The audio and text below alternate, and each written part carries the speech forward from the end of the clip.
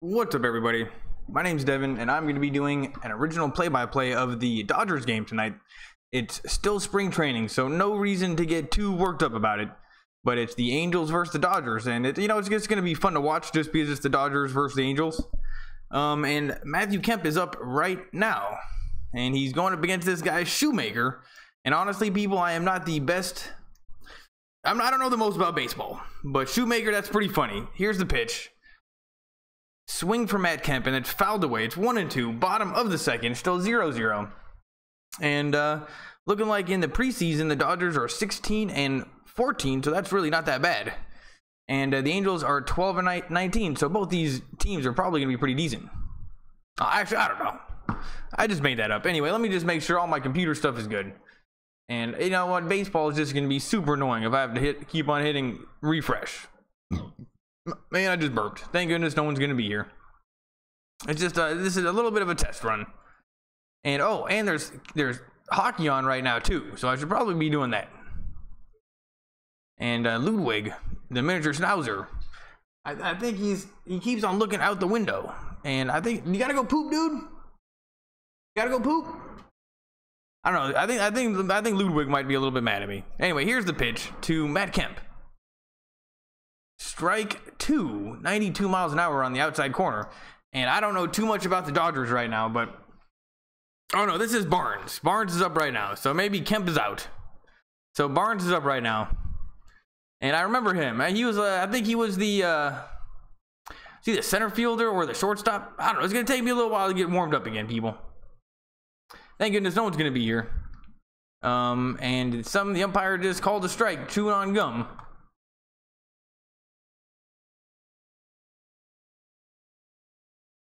And when I'm doing this season for the Dodgers, I gotta get better at talking with you guys. So if anybody comes, I need to notice that people are here and talk to them. So actually, I'm gonna keep both these screens open just so I can tell.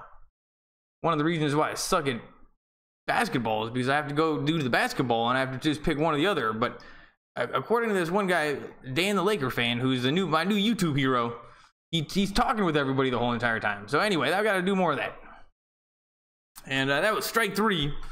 And Angels are going to go up to bat. And that's the end of, I don't know, whatever inning we're in. The bottom of the second. We're going to go to the top of the third, everybody. This is just exciting baseball.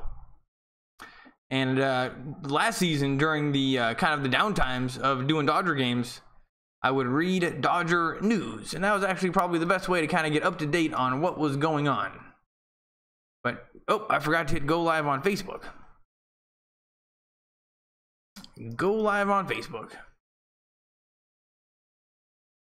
There we go. What's up, Facebook? A little bit late on you guys again. My bad. I am now live on Facebook officially, and I am doing an alternative broadcast of the Dodgers game. So you can go to Spectrum and watch on Spectrum, or you can be on YouTube and listen to me. So like you can think about me like radio. I'm not going to show the game, but I'll give you a play-by-play, and I'm just going to watch it with no sound and tell you exactly what I see. I do it for the Lakers right now, and some people seem to like it. So I'm gonna do it for the Dodgers, and this is just a little bit of a test run. So Facebook, if anybody's here already, what's up, guys? And no guarantees. I'm not very good at baseball, but if I remember correctly, there's a lot of bullshitting you got to do. Like you just got to talk, and you know what? I'm just gonna not talk as fast.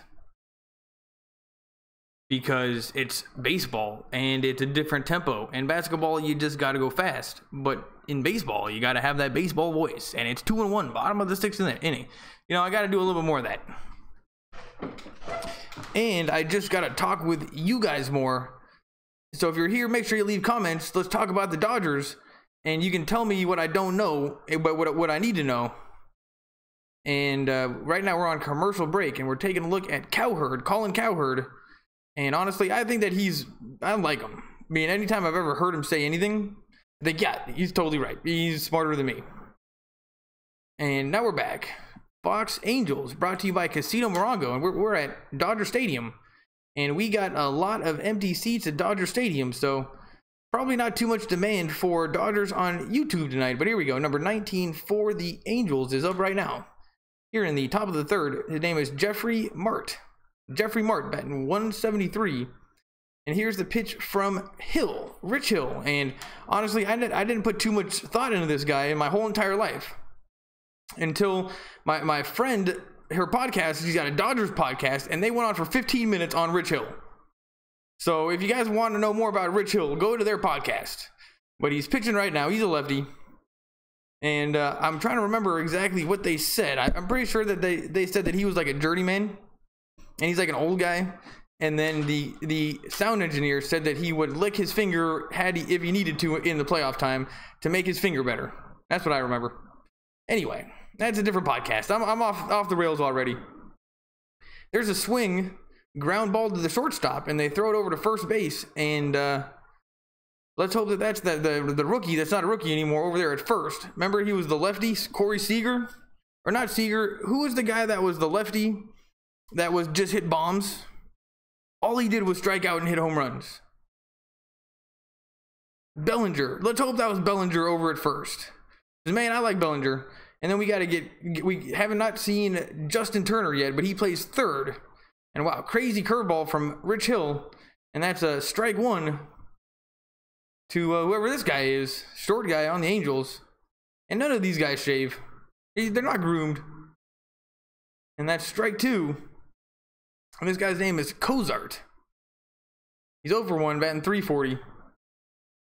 Zach Cozart. And he's batting the last few years in the major leagues. Oh, last year he's batting .297. So really starting to step it up. Zach Cozart. You know, this might be somebody that we should be watching out for. He drives Rich Hill to the gap.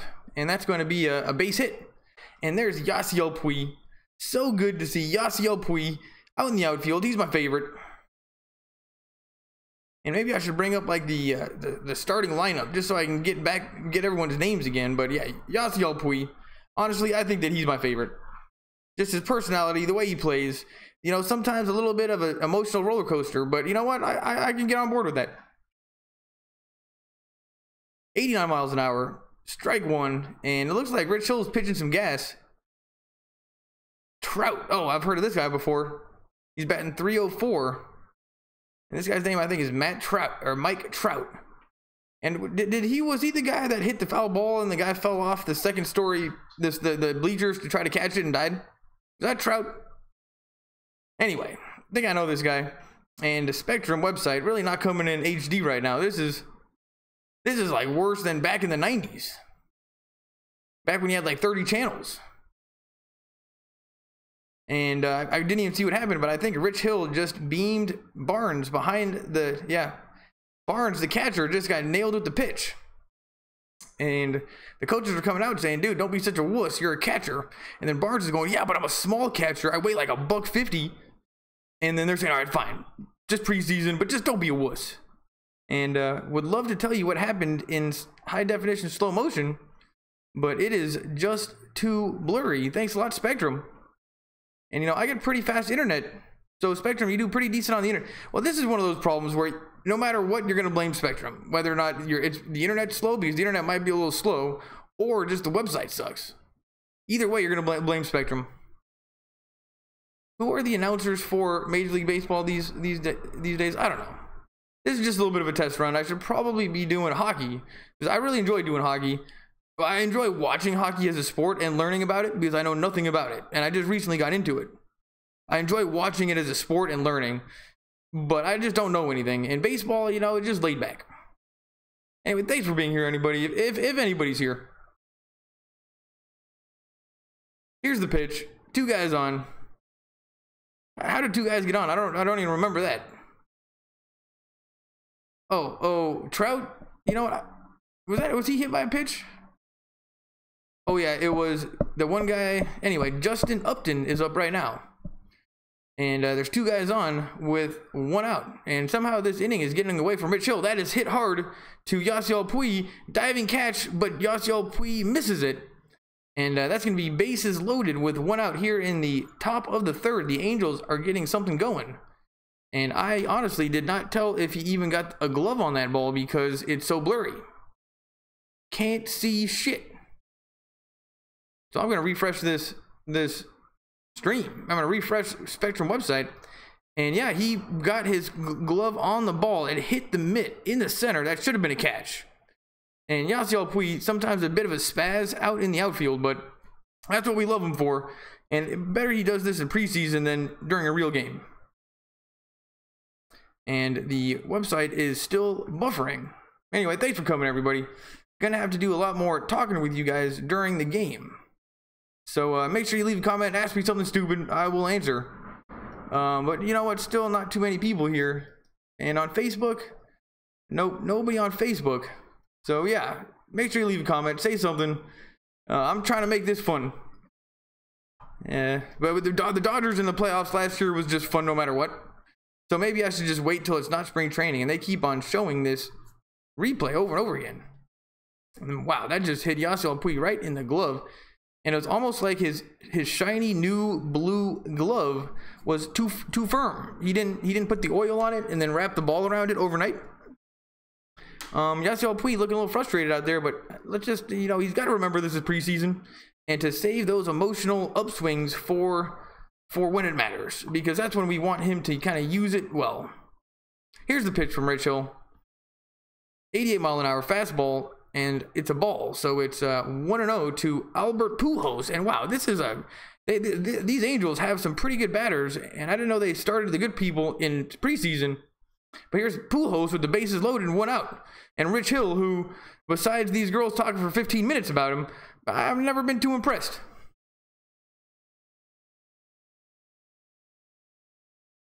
Swung on and fouled away.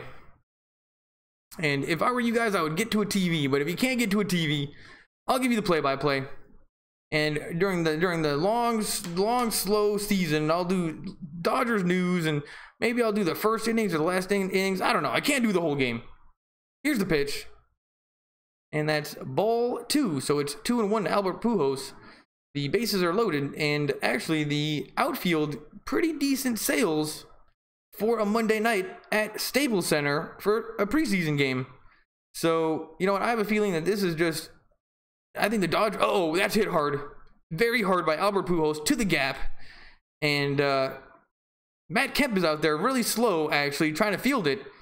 And I think that's going to be bases clearing double. And Albert Pujols, bases clearing double. Albert Pujols is at second. And they just scored 3 runs. Top tier play from Arco. And you know what? That's not a top tier play. Well, actually, that is a top tier play. I mean, just the way that his athletic move at the baseball, the way that he hits it. Like, Rich Hill just put that thing right over the center. And the way that he just looked at it and just swung and nailed it. And just an athletic move from... Here's the pitch from Rich Hill.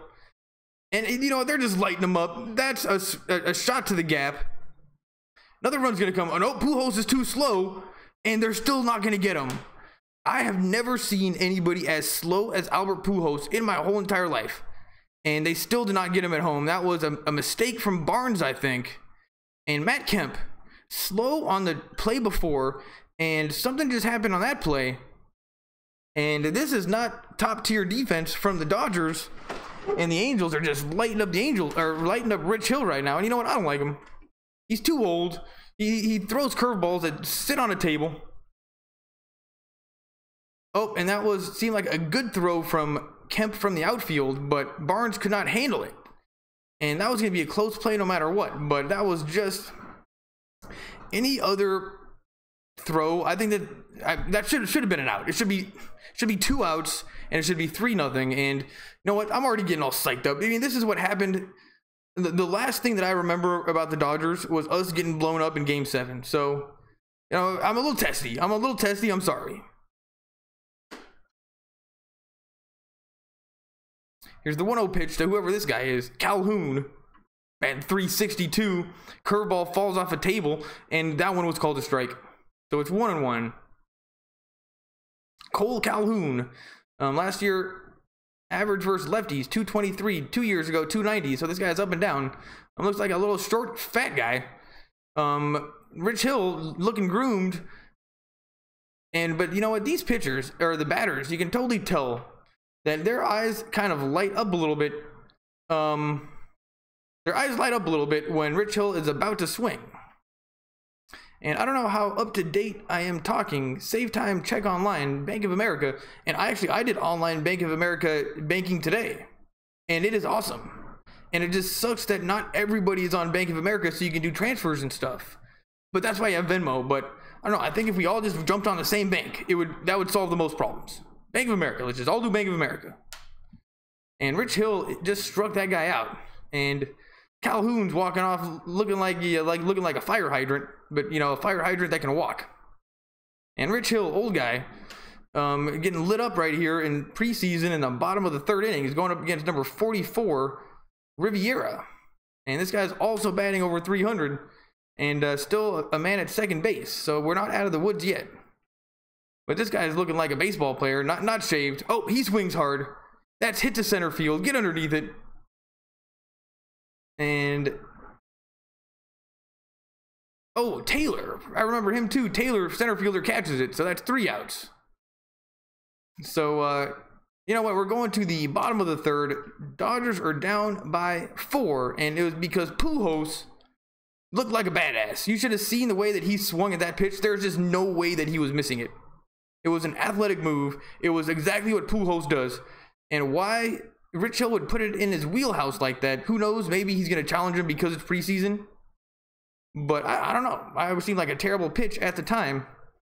And now we got an advertisement for Irvine Auto Center March Mega Sale. Thanks for coming, everybody. This is new for Facebook, so I doubt too many people on Facebook are going to be coming. But YouTube, you know what? Who knows? Thanks for coming. If you got any questions about Dodgers or you want to talk about Dodgers, say something in comments and I will respond, because I found a guy on YouTube that does what I'm doing better than me, and his name is Dan the Laker Fan. And what he does better than me is he talks with you guys the whole time. It's a running dialogue, and there's just so many people that come every night that it's a running dialogue, and it's very, very fun. And I highly recommend that everybody goes to check him out, Dan the Laker Fan. But it's more fun when you're there live. Watching it afterwards, not quite as fun. But what he does is he talks with you guys more. So anyway, if you've been with me for a little while, you know that I just kind of rant. But I don't know if that's the best way to use this new live video, which is cool. So if you guys want to talk, I'll talk with you guys. And I don't know what I'm doing. Thanks for coming. Facebook, is anybody here? Highly doubt it. Nobody's here on Facebook. Still on commercial break. And you know what? Maybe I should learn how to figure out if people are here on Twitter. Yeah, it's weird how Facebook, it blows up for Lakers sometimes, but it is very clunky in general compared to the YouTube live stream. And YouTube is just boss in everything, and they really played the long game in video really well. I mean, part of the reason why, you guys have been with me for a little while, I'm sure, but I like doing this because I also like YouTube. I like YouTube, I like Lakers, so that's why I like doing this. But in general, I think that YouTube is kind of the end game in digital media, and it's just going to be TV. So I don't know. That's kind of why I want to get my own Lakers thing going, or my own sports thing going. Here we go. Bottom of the ninth, or bottom of the, man, not even close. These baseball games last forever. Bottom of the third, just getting back into the groove of doing baseball and trying to be interesting and having a baseball voice, because it's 2-1, or no, it's 1-0 to Forsythe right now. And I was down on him, but he comes through, and that time, boom, base hit right up the center, and just so easy, Forsythe. And he was kind of lagging a little bit towards the middle to end of last season, but in the playoffs, he stepped up, and he was clutch. And I love to see him still on the team. He doesn't shave completely, but he is groomed. And just like that, the Dodgers get a man on first. And this was how the Dodgers were good last year. Is we just got guys on base and we just kept on hitting and hitting and hitting until we played the Astros, in which case they just out-hit us. It was just disgusting. Kike Hernandez, love to see him still on the team. Batting .215, 11 home runs, 37 RBIs. He's a little guy, and he's the guy that I like to see in right field. Don't know why we had Matt Kemp out there. He's the pitch. That's strike one. And Kike Hernandez, he's a little guy, so the strike zone is not there, but I guess that one was a strike. And Shoemaker got a huge hipster beard, totally what you would expect a baseball player to have. And the dog keeps on whining about something. Ludwig, I think the dog has to go poop. I gotta go check out the dog real quick. Here's the pitch to Kike. That's in the dirt. 1-on-1. Come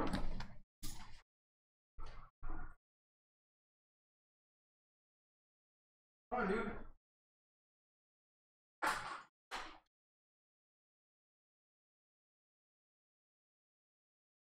Well, I think the dog might need to go out, but I can't really go. Anyway, we'll see if the dog keeps on whining. Ludwig, want some treats? Maybe if I give him some treats. Anyway, it is now 1-2 to Kike Hernandez. And we have a pretty long game ahead of us. So I guess there's no reason for me to be like all over it right now. But for some reason, it kind of smells in here a little bit.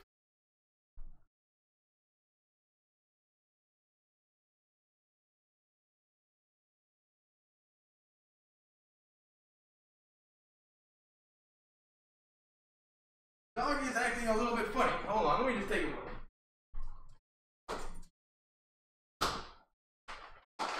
I'll just give him a treat.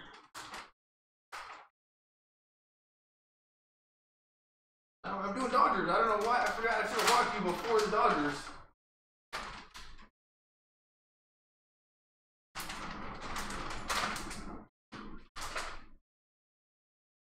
Alright, what's up everybody? I'm back. Kike Hernandez swings and that's fouled away. It's 2-2. And Shoemaker seems to be pitching pretty well right now, though I don't know much about him. But I am going to investigate. I'm going to bring up Dodgers news. And Kike Hernandez, and that's one of the reasons why he's good. Clayton Kershaw faces. Oh, here's an article from the Los Angeles Times. I'll read it in between innings.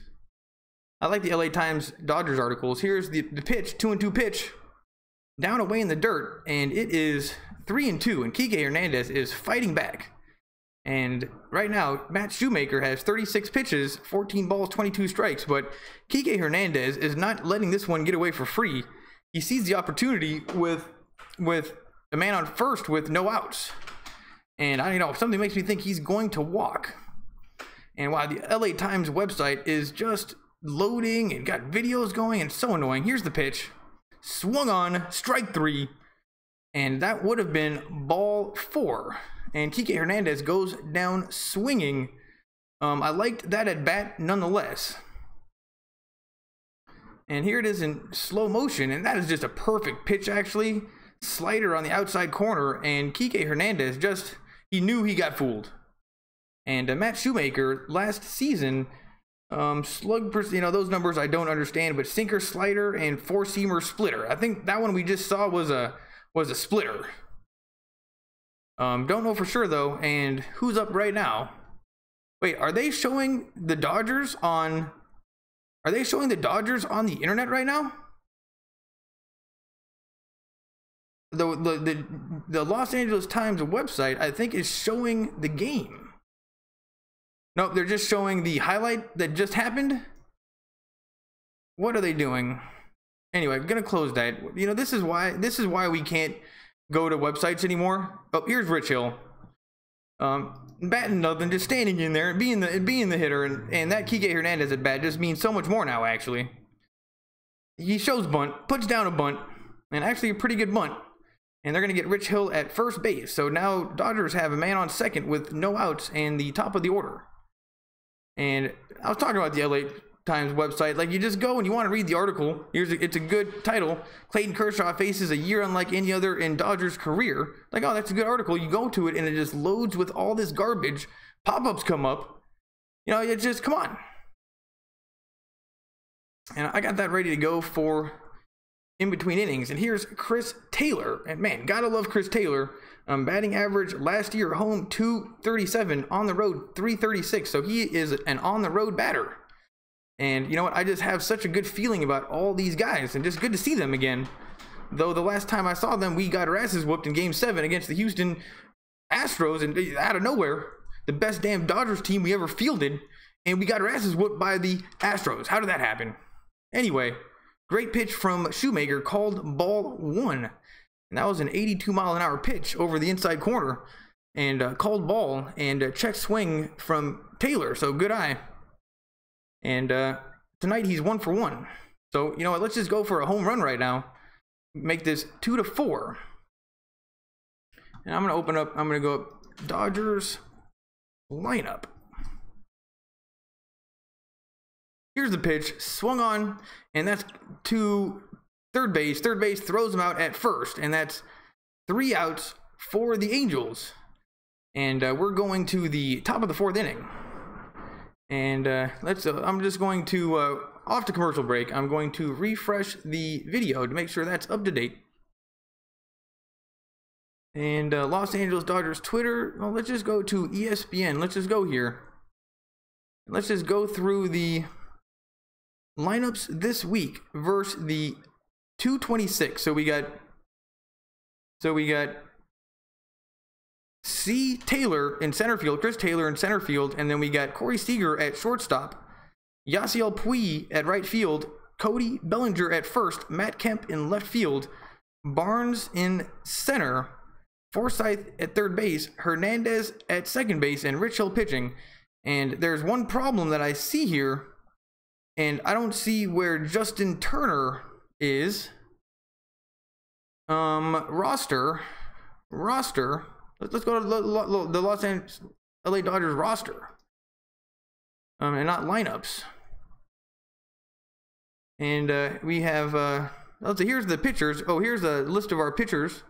We have Scott Alexander, Pedro Baez, Dylan Baker, Walker Buehler, JT. Okay, I'm not going to go through all these pitchers. None of them are getting paid real money except for Clayton Kershaw, $35 million. Jansen, $10 million. He should get paid more. Rich Hill, $12 million. Singrani, $1.8. Ryu Jin, $7.8 million. Catchers, Austin Barnes gets paid $500,000. That's it.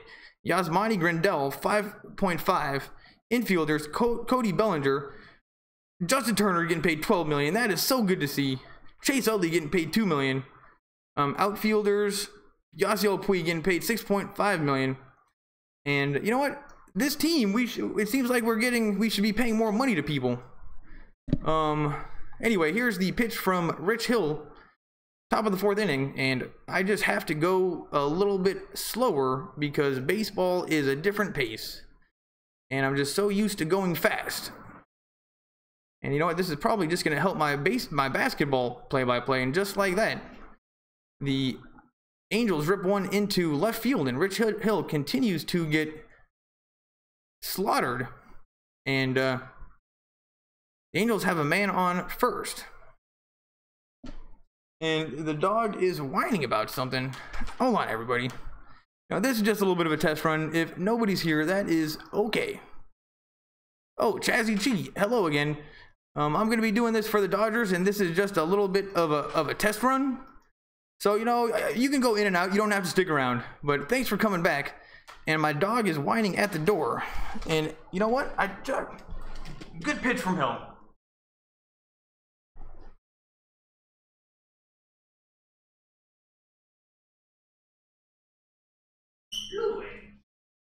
Louis, get out of here. Stop whining at the door.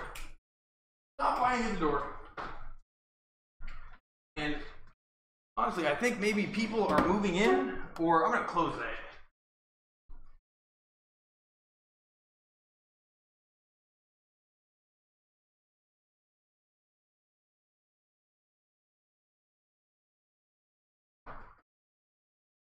There we go.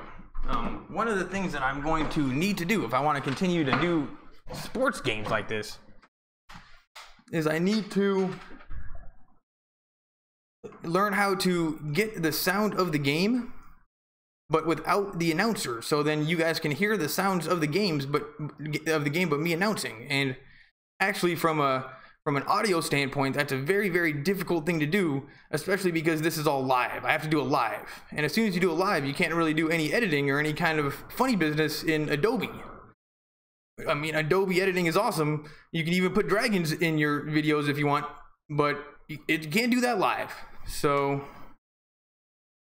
if I ever do want to learn how to take out the announcers but keep the game noise in real time, I'm going to have to pay a real audio engineer to learn how to do that. So, anyway. Once I get a little bit more money. Oh, and Puig, acting like a little bit of a spaz, caught a fly ball. So now there is still 1 out. and I need to get back on the Dodgers. Let's talk about the Dodgers. You guys don't want to hear about making videos. And Bellinger at first. I mean, he's such a young guy, and in general, these baseball players are good-looking guys. My new favorite podcast is actually a Dodgers podcast hosted by two women, and it's very funny, and they just talk about different things. And what women Dodger fans talk about with each other is not the same as what men talk about. I mean, they talk a lot about their looks and how sexy these players are, and you know, they talk about dicks. They love talking about penises, and that's just what they talk about. And you guys got to check out this podcast because that's what they're talking about if you're interested in hot looking baseball players and dicks. Anyway, it's my new favorite podcast. And I posted a couple videos on my channel, so if you want to listen to it, go back a couple. That was the one that everybody seemed to like, where they talked about Clayton Kershaw. Posted that one a couple weeks ago. Make sure you check that one out. But it's a fun podcast, though I am maybe 1 or 2 episodes behind. There's the 1-1 pitch, and it's called a ball, so it's now 1-1 to Cozart, and this guy is actually pretty good, batting .350, and he's the one that started the inning, last inning, for those 4 runs. And Rich Hill hits the outside corner 73-mile-an-hour curveball for 1-2. And Rich Hill, I don't know what Natasha and Amanda, those are the names of the girls in the podcast, I don't know what they were talking about. This Rich Hill, he's not impressive. I mean, I understand Kershaw, but I guess I just don't understand Rich Hill. And they went on for 15 minutes, and I thought I understood it.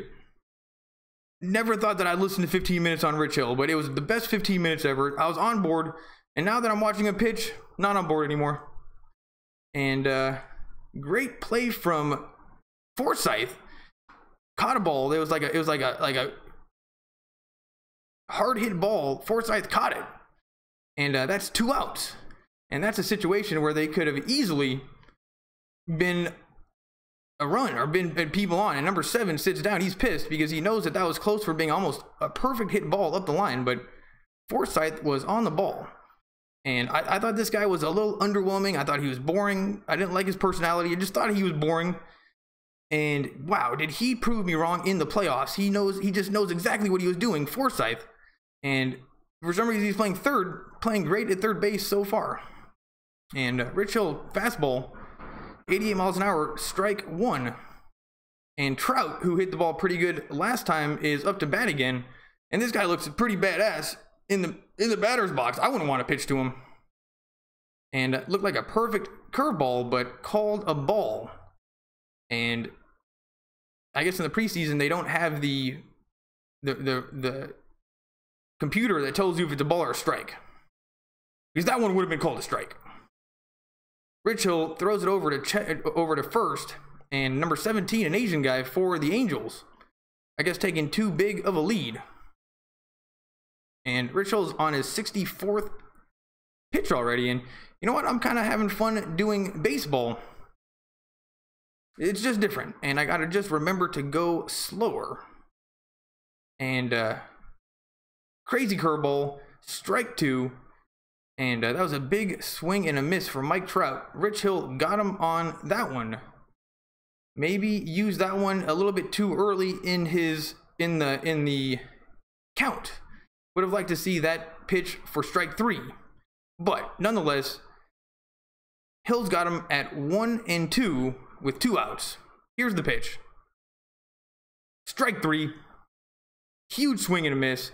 Hill went high and outside for not the fastest fastball, but it was good enough to strike out Trout. And Dodgers are coming up in the bottom of the 4th inning. Thanks for coming, everybody. We are now on commercial break. And I'm going to read this Los Angeles Times article. Clayton Kershaw faces a year unlike any other in his Dodgers career. And I wonder why that could be. Maybe because people expect so much out of him. The colors of the rainbow flickered across the lobby at Camelback Ranch. Green to blue to red to yellow to green again. The light filtered through an LA logo carved from bronze and reflected off portraits commemorating Dodgers history. In a leather chair near the entrance sat a living, breathing connection to that history, an emblem of the sweetness and bitterness intertwined with franchise lore. A man who pitched his team to the pennant in 2017, but couldn't protect a 7 runs of support in pivotal Game 5 of the World Series. So, in a leather chair near the entrance sat a living, breathing connection to that history. So, I guess he was doing some kind of a media event sitting in a chair, in a leather chair. But they're talking about Kershaw, who did blow it. 7 games? It was 7 runs. I forgot about that. What do you do when your dreams crumble? Clayton Kershaw packed up his family early last November and returned to Texas. He did not permit himself to wallow. Quote, "It's not like life just stops, and I just sat around," Kershaw said. "I don't sit. I don't ever do that. Ever." 2 weeks after Game 7, he resumed workouts at the gym he built in his home in the suburbs of Dallas. A month after Game 7, he visited Los Angeles on the day of his wedding anniversary to recruit Japanese phenom Shihoni Atani. Quote, "If we get this guy," he told Ellen Kershaw, his wife and mother of their 2 children, "it'll be worth it." So 6 weeks after Game 7, he went to his old high school and picked up the baseball again. Wow. So he didn't wallow, and the Dodgers called him and said, "Hey, dude, we need you to help recruit. You got to come to Los Angeles." And Kershaw was like, "Well, dude, this is my vacation. You're not really supposed to be calling me right now, but I understand. I'm coming." You know, he's a team player. And here we're back. Up to bat for the Dodgers is Corey Seager, and we'll get back to that LA Times article in no time. But yeah, Corey Seager, 18th overall pick by the Dodgers in 2012, and the 2012 North Carolina High School Player of the Year. And he is just a really good player as well. And he swings, and that's a chopper to first base. And this Shoeshone guy was able to get him out pretty easily, and that's 1 quick out here in the bottom of the 4th. And though the Dodgers have not really been able to get much going so far, at all really, actually, they are swinging and the balls are going places. So it is reminiscent of the team last year where it didn't matter what was happening, we were definitely going to be swinging at the baseball. And Yasiel Puig, career high 28 home runs last season. Previous high was in 2013 as a rookie with 19. So here's Yasiel Puig. Here's the pitch, swung on, and that's popped up. And let's hope nobody can get to it. And that's going foul, thank goodness. So it'll be 0-1 to Yasiel Puig, but he is a bit of a head case, and he just came in with so much talent and such raw machismo. And you know what? Then he kind of fell off a little bit, and he had to learn what it takes to be a professional baseball player. And oh, look at that. I'll remember to, when we're reading the article, I can just do that. I'll just leave it up. Yeah, he came in with just such raw machismo, and, you know, didn't do as good. Had to go to the minor leagues, and he had to learn how to be a professional baseball player, had to control those emotions, and he came back, and he is as strong as ever, and he earned the spot on the team last year and in the World Series. Here's the pitch. 1-1, and he has become a disciplined batter. He likes taking pitch 1. He really became a disciplined batter, and I think it came from watching, I forgot who it was, but it was the leadoff batter last year. And just watching Justin Turner bat all season long, and just the year before, he really learned a lot. And Justin Turner is such a disciplined batter when he needs to be. And Yasiel Puig is just getting the best out of everybody, and we're getting the best out of him. Can't wait to see what he does this year. Yasiel Puig, my personal favorite player on the team, just because of his personality and who he is. Here's the 2-1 pitch. Low and outside, called a strike, even though that was definitely not a strike. And Yasiel Puig, it's still the preseason. Don't start yelling about balls and strikes, because he's so emotional that sometimes he just lets balls and strikes, the calls, get to him. And that's one level of emotionality that's too much. So it's the preseason. No, don't worry about it. Here's the pitch. Hit hard, down the line, just a little bit foul. And I'm just going to practice doing baseball play-by-play, like swing and a miss. And you know what? I just got to learn baseball lingo and maybe listen to play-by-play people on the radio. Anyway, I also need to talk to you guys, so make sure you leave comments. And oh, just like the Lakers, go Angels, Dodgers suck. Camden Montez, you know, Those are kind of fighting words around here. I am a big fan of the Dodgers. Never really liked the Angels, though when I was in Little League, one of the better teams that I played on was the Angels. So I kind of have a soft spot for the Angels, but only because I played on the team one time. Like, so other than that, don't like the Angels. But I'm glad you're here. Chazzy G, are you still here? Tell me how to make my streams better. I mean, should I get some jokes? Anyway, thanks for coming, everybody. And Facebook, I doubt anybody's here on Facebook. Yeah, Facebook, I don't think you guys understand the Dodger streams yet. Nonetheless, here's the pitch to Yasiel Puig, strike 3. And I, totally forgot about the Dodgers there and the play-by-play. And I got distracted looking at you guys. I got to get better at that. Anyway, Yasiel Puig, huge swing and a miss. And it was a full count. He fought back. And let's take a look at this final pitch. Low and outside, and the same exact pitch that this Shoemaker guy got. I think that's Corey Seager. And is that his dad? There's a guy in the crowd that has the exact same beard as Shoemaker, and that might be his dad. I would not be surprised. Here's the pitch, and that's 0-1 to Cody Bellinger, who basically just hits home. He just hits home runs and plays first base. That's all he does. He just hits home runs and plays first base, and that's all we need him to do. He's a bit of a wild man, but I think he's a good-looking guy. And huge swing and a miss. Strike 1. So it's 1-1. That was a high fastball from Shoemaker, and Bellinger could not lay off of it. Here's the 1-1 pitch from Shoemaker. Ball 2. That was high and inside. Cody Bellinger, 39 home runs last season as a rookie. That was amazing. 25 before the All-Star break.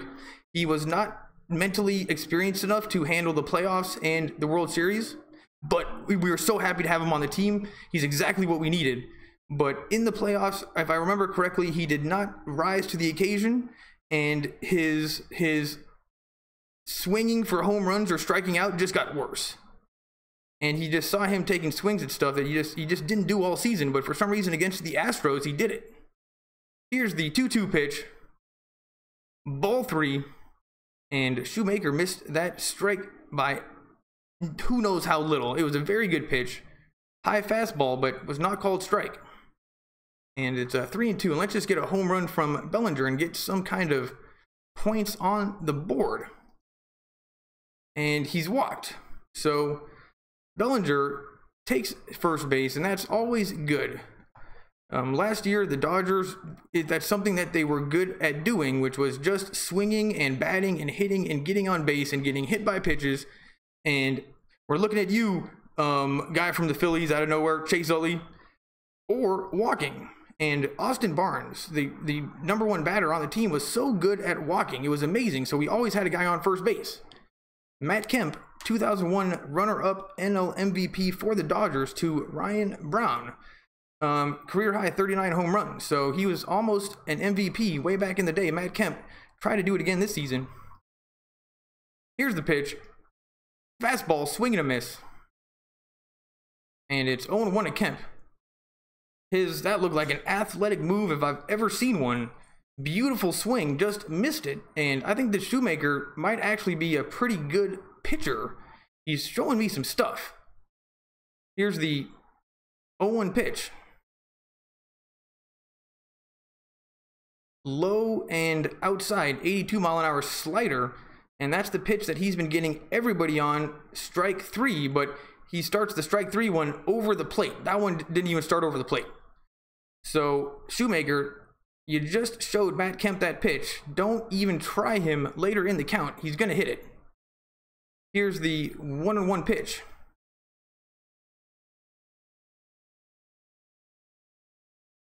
That was a slider that didn't move, 83 miles an hour over the outside corner, called strike 2.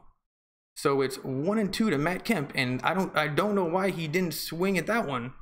It looked like he wanted to, but it was just too much of a meatball that he didn't believe it. And then it just continued to be a meatball. Here's the 1-2 pitch, and Shoemaker is kind of impressing me right now. Here's the pitch. Swung on, fouled away. And Matt Kemp just a little bit slow, I think, and Shoemaker continues to. He's has 61 pitches, but it's not really his velocity or movement that's impressing me. It's his ability to do a number of different pitches and hit the spot that he wants. He's very deadly at hitting spots, so he doesn't even need that much movement to kind of confuse these guys. So he'll just pick one of his 4 or 5 pitches out of his arsenal and he'll just hit a spot. It doesn't have to move that much, but it confuses them. Here's the pitch. Swung on to shortstop, and that's going to be out number 3. And Matt Kemp batted into a grounder to second base, and that's out number 3. So it is still 4-0. Dodgers can't put any runs on the board, and we're off to commercial. First one for Ram Heavy Duty. Thanks for coming, everybody. And what I'll do is I'll talk to you guys during the commercials. And then so that way I don't mess it up, because like Yasiel Puig was batting and I mess it up. So Candid Montez, Chazzy G, make sure you say something, say hi. What should I talk about? Movies, I can talk about any subject you want. I can even talk about the Lakers. Facebook, nobody's really coming on Facebook. That's weird. But yeah, tell me what you want to talk about, and actually I'm going to send out a tweet to tell people that I'm doing this. I forgot to send out the tweet. Still on commercial break, and I'll get back to, so I'll hit, you know what I'll do is I'll hit, see what happens if I do that.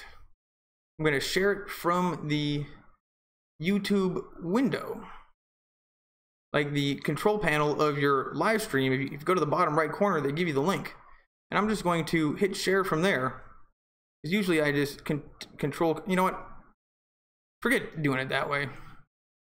Because you can't actually make a tweet. So I'll send that out, because why not? And then I'll actually make a good tweet with a photo that people actually watch.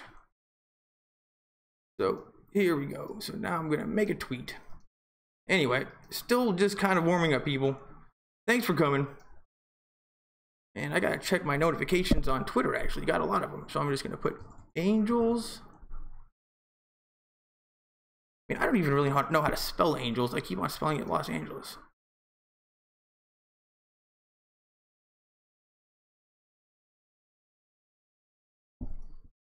Angels versus Dodgers live. And then I'm gonna say, I do play-by-play ...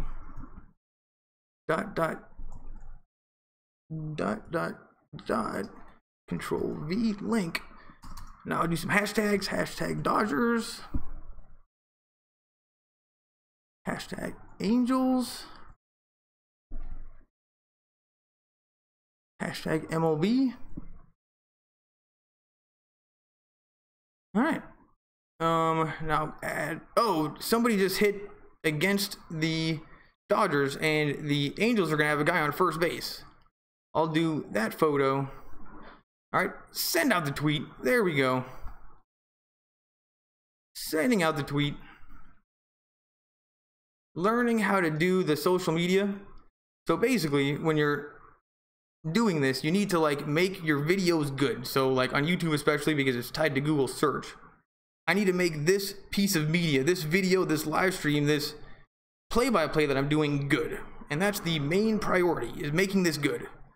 But other than making your video good, there's really no good ways to promote your videos inside of YouTube itself. I mean, that's kind of the point. So you got to do like your tweeting, and you got to like do other stuff. So anyway, thanks for coming, everybody. Rich Hill is still pitching. It's the top of the 5th. And strike 3 to Pujols. Rich Hill just struck out Pujols, and would have much rather seen him do that the last time around, but got him this time around. And that's a quick 2 outs. You're in the top of the 5th, and the Dodgers continue to get innings out of Rich Hill. And Albert Pujols definitely getting a little up there in age. You can tell that he's losing his hair, but it could be worse. And he's a badass baseball player, so it's totally okay. Here's the pitch to this guy. Jay Upton. You know, I'm going to do this. Make that bigger so I can see it.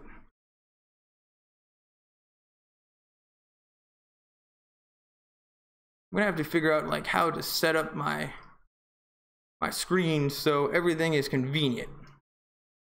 So I can put this up here. Put that up there. Put my Dodgers right here. And 39 for the Angels. Middleton is warming up in the bullpen. I guess they've had enough of Shoemaker, though. It seems like he's pitching really well. And here's the pitch to... Oh, is this one Pujols? I don't think that one updated. But that's a grounder to shortstop. And they can't get him in time. And number 2 just got on base. So, man on first with 2 outs here in the top of the 5th. And Rich Hill not pitching the greatest, but also not getting any kind of luck. And yeah, who's this guy? Number 2 ripped that one. And Corey Seager, you know, it seemed like he played the play very well. But the guy at first base, whoever this guy is extremely fast. And yeah, I think that was number 2 for the Angels. And here's the 0-0 pitch, swung on and fouled away to Calhoun, who's 1 for 2 on the night. Rich Hill has pitched 76. And Matt Shoemaker, 4 innings pitched, 2 hits, no earned runs, 1 walk, and 5 strikeouts. So 62 pitches, and I guess that means they're taking him out. And also that means that he's going to get the win unless the Dodgers come back. So that is definitely a good start for Shoemaker. And although I don't like the Angels, I'm not going to watch too much of them, I like his name, and I was impressed with the way that he was able to pitch. Nothing too crazy, but he was hitting his spots. And Cole Calhoun finds himself here in the top of the 5th, 1-1 against Rich Hill, who's not pitching that great. And Rich Hill threw it back to first to hold number 2 at first. And this guy, number 2, is definitely fast. And I got to remember to just go slower because it's baseball. So I'm just going to practice talking slow. And Rich Hill, once again, throws back to first base. He's worried about this guy, number 2. And Cody Bellinger is just laughing it up with the opposing team member, just having a great time. Being 22, super young, single, making millions of dollars, just hitting home runs and smoking weed probably. Huge curveball from Rich Hill, and that's fouled away, so it's 1-2 to Calhoun. And Rich Hill is definitely serviceable this game, but not really impressed with too much. No velocity, curveball, a little bit predictable. And though he did strike out Pujols this inning, when it mattered, he Pujols lit up Hill like a Christmas tree. Here's the pitch, swung on to second base. Kike Hernandez throws him out at first. And that is 3 outs. And we're going to the bottom of the 5th inning. Dodgers are still down by 4. Thank goodness it's spring training. But, you know, it would be nice for the Dodgers to get a win. And honestly, I'm a little bit surprised how quickly I'm getting back into liking baseball again. I was like, oh man, after Lakers, it's so fun, basketball so fast. Now got to go back to baseball. And honestly, I'm kind of surprised how much I'm liking it. Anyway, let's go back to reading news from the Dodgers. You guys liked this last year. Here we go. What do you do when your dream crumbles? Clayton Kershaw packed his family. Oh, anyway, he came back to Los Angeles to try to recruit the Asian player. Quote, what's the alternative? Kershaw said. Not getting over it and just literally stewing on it all day, day after day, and just sitting on it and thinking about what could I have done differently? Is that any way to go about it? And he's right, that is no way to go about it, but that's even something that I do in my life sometimes. And for it to be so public, 7 games, everybody's watching, for the answer to be so simple, you know that it applies to everybody, including us. And you know what? There's no reason to do what if ever. Because guess what? We didn't give up 7 runs in the World Series. And if we're saying what if about such garbage stuff, anyway, I like that attitude. His friend and former catcher, A.J. Ellis, often remarks how Kershaw tunnels into 5-day cycles. He does not luxuriate in success or dwell in failure. 3 days after collapsing at Minute Maid Park, Kershaw blanked the Houston Astros for 4 innings in a futile attempt at a comeback in Game 7. Kershaw does not look back and does not indulge in nostalgia.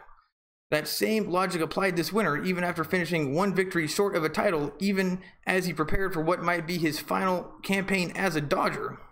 Quote, "I understand the fans' frustration," Kershaw said. "I've been a fan. I've seen the Cowboys lose. I've seen the Mavericks lose. I understand you're frustrated, but you'd be even more frustrated if the team didn't show up the next year either. You've got to play. We've got to go compete. I mean, the alternative isn't great. Just sit there and be depressed." Kershaw does not traffic in half measures. When the free agent market stalled this offseason, Kershaw emerged as a budding leader of the labor force. He follows a rigid schedule at the ballpark and loathes detours from it. So he's kind of a by the book. He's kind of got his formula down. While playing catch during the winter, if he makes a bad throw, the next throw is right at your chest, workout partner Chris Young said. On the mound, there's not a single person on this freaking planet he's scared to face, teammate Alex Wood said. Now that I believe, because Kershaw's a little crazy. They will have to hang a portrait of him in the lobby someday. They will hang number 22 along the 3rd deck of Dodger Stadium. They will call him onto stage in Cooperstown. His teammates will tell their kids they knew the greatest pitcher of their generation, and maybe they will say the greatest who ever lived.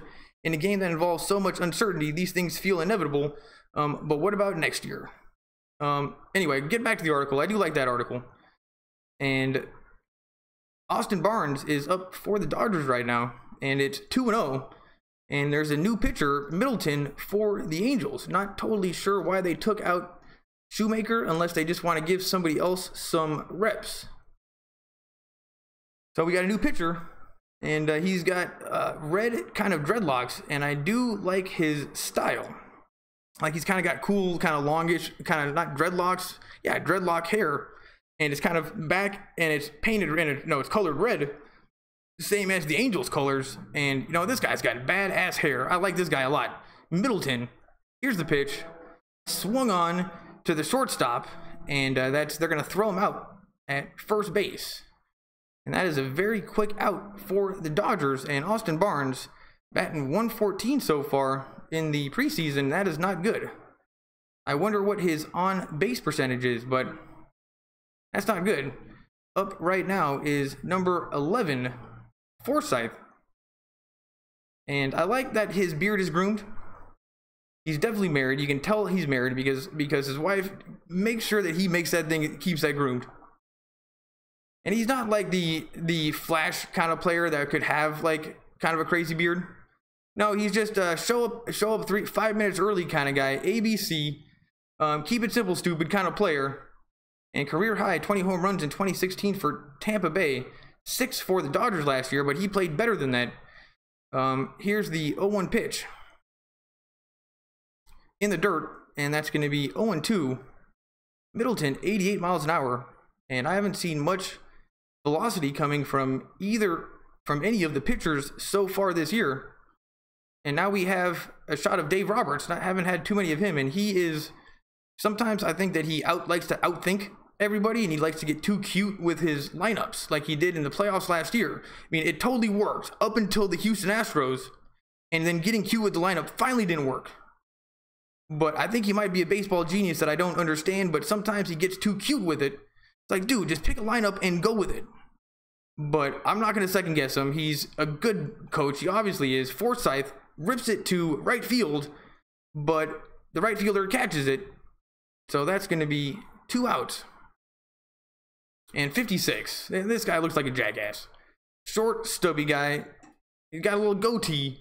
Looks like he comes from the Midwest, and don't like him. But I do like Kike Hernandez wearing the cool socks.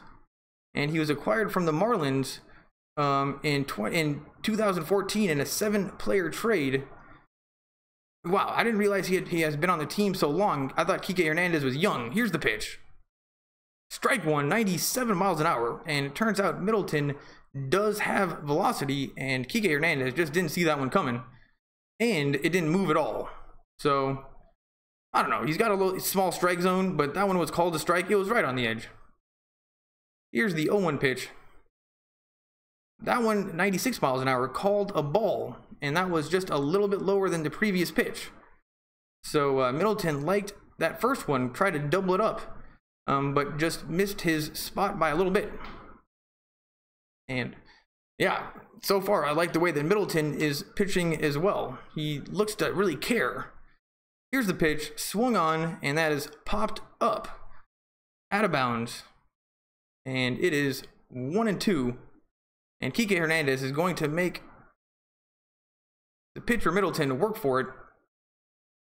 He always does. He's so small. He's just such a scrappy player. And I remember him playing very good in right field last year in the playoffs and in the regular season. But right now he's playing second base, which I'm okay with. But where is Justin Turner? This is something that I'm going to have to look up right now. Because I see everybody but Justin Turner. Here's the pitch. Swung on. That's hit hard. 97 miles an hour. But the left fielder is going to get underneath it and makes the catch. Wow, Kike Hernandez turned on it, but just got underneath it. And the left fielder is able to make the catch while spitting out sunflower seeds at the exact same time. And let's take a look at Justin Turner. We are going to commercial break, everybody.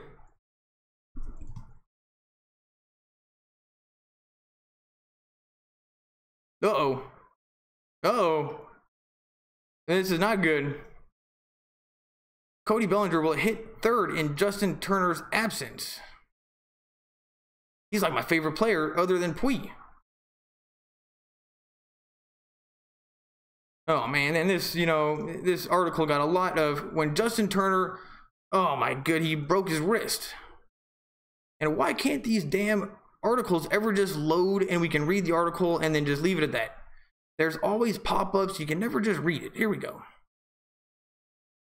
When Justin Turner broke his wrist, the Dodgers were left with a void to fill. The Dodgers enter the 2018 season with as the only team replacing their 3-hole hitter out of the chutes. Yes, our best hitter is not even playing. What? But the team isn't without a plan. Cody Bellinger will be used in the spot. Here's what Dave Roberts had to say about the lineup reshuffle. And now this is something that I think that he's probably good at. Roberts said his initial thought is not to break up Chris Taylor, Corey Seager pairing at the top of the lineup as a way of lengthening the lineup in Turner's absence. Turner started 231 games as the number 3 hitter over the past 2 seasons. Cody Bellinger will likely slide into that spot in battling order with others, Matt Kemp, Yasiel Puig, moving up accordingly. That's going to stay, Roberts said, of Taylor Seager battling first and second. I really love Chris at the top of the order. I love his at-bat quality, and that's totally right. He fights for it. I love his at-bat quality, so he's going to get 4 or 5 at-bats every night. I like that.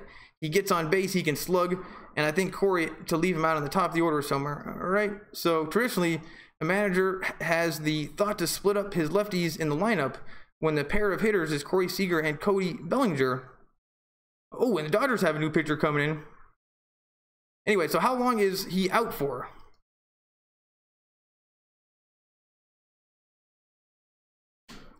Pedro Baez, 66 games, 3-6 record with a 2.95 ERA last season. And I remember seeing him, what is it, prognosis? Justin Turner, when's he coming back? Pedro Baez coming in to pitch for the Dodgers. News on Roto World. He was hit by a pitch, and this is on Roto World. Let's take a look. Recent news. Justin Turner will not require surgery, so that's good for his fractured left wrist. Here's the pitch from Baez to number 44, and that's a ball. Oh no, called strike 1, so it's 0-1. Rene Riviera, batting .250. Yeah, Turner suffered a non-displaced fracture Monday night when he was hit by a pitch by Cactus in a Cactus League game. Screw the Cactus League. He'll be in a brace for a couple of days, but then he can begin range and motion exercises. Good news, the veteran third baseman told reporters Tuesday in Dodgers camp, this is still going to be a lengthy absence, but the timetable might be closer to 4 or 5 weeks than the 8 or 9. 4 or 5, that's forever. Logan Forsythe is expected to open the season at the hot corner for the Dodgers with Enrique Hernandez. Oh, is that not Kike Hernandez? Is that Enrique Hernandez? And Chase Utley sharing time at second base. And Chase Utley, I mean, who gives a shit about Chase Utley? Let's get him off the team. He was the last batter last year. Why did Dave Roberts put him in? You remember that? It was so stupid. Anyway, I don't want to think about last season. Baez is pitching right now. It's 2-2. And this is still the preseason, so I'm not going to get too excited. But who knows when opening day is. Swung on. That is hit hard to center field. And Taylor catches it. So that is going to be out number 1. And that was actually hit pretty hard. So maybe not the best sign for Baez. And now they're showing the Asian cameramen around the stadium going crazy. And I guess here's an Asian guy on the Angels. Ohtani. Oh, is that the guy that Clayton Kershaw was trying to recruit? I'm gonna check right now because this guy must be a badass. That would suck if he went to the Angels though. Ohtani, phenom Shohei Ohtani. Shohei Ohtani is on the Angels, so Kershaw didn't do shit. Anyway, it would have been nice if he was on the Dodgers, and he looks like a badass. He's like a tall Asian samurai looking dude. Here's the pitch. And that's called a strike, but it was definitely not a strike. 0-2. And this guy's going to have to earn his stripes with the umpires straight from the Japanese leagues. And why did he end up on the Angels and not the Dodgers? Let's hope that it was a money thing and not a personality thing. And maybe we didn't impress him because we should have impressed him. Here's the pitch. Swung on. That is hit hard, but caught by Cody Bellinger. And that is 2 quick outs. And I'm going to look this guy up. The fact that Clayton Kershaw came out of nowhere to try to recruit this guy, and he still didn't come. That is kind of annoying. Shohei. I'm just going to put Ohtani.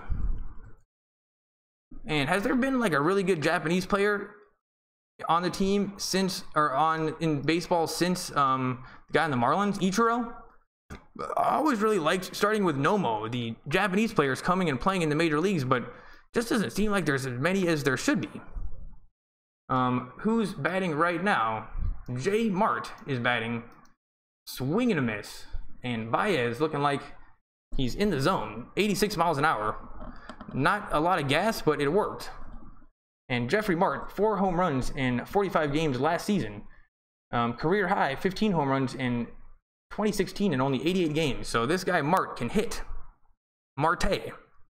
Here's the pitch. Ball 1, so it's 1-1. And let's read about this Shohei guy. I mean, what the hell? Ohtani, Wikipedia.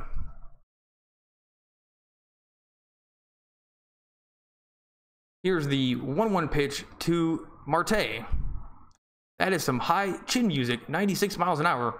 And the first real velocity that I saw from Baez, or we've seen from Baez, almost hit him in the head. And I'm going to close, I don't know why this is so small. He was born in 1994, which is just annoying. Is a Japanese professional baseball pitcher and designated hitter. He's a pitcher and for the Los Angeles Angels. Damn it, so we missed out on a pitcher. Baez, swing and a miss. And it is 2-2. And looking like Baez is gonna get himself out of this inning. 1-2-3. And Marte wasn't even close on that pitch. That was crazy. Maybe this Baez guy is bringing something a little better than I thought. Here's the 2-2 pitch from the stretch.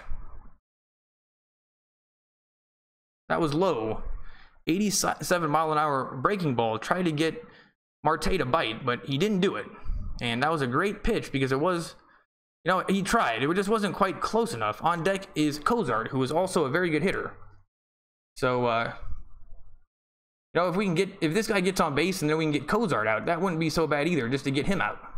And that is a ground ball to the shortstop. And they throw it over to first, and that is 3 outs. So we are going to the bottom of the 6th inning. Dodgers still have not put up any runs, but it's just a matter of time until we start swinging, I think. And 4 runs last season was absolutely nothing for the Dodgers, so I am not super worried. Thanks for coming, everybody. Hang tight. I am going to take a little bit of a break. Give me a couple minutes. This is just me kind of warming up. I've been going for an hour. Is anybody here on Twitter? I should learn how to do Twitter while I'm here, but anyway, we're on commercial break. I'll be right back.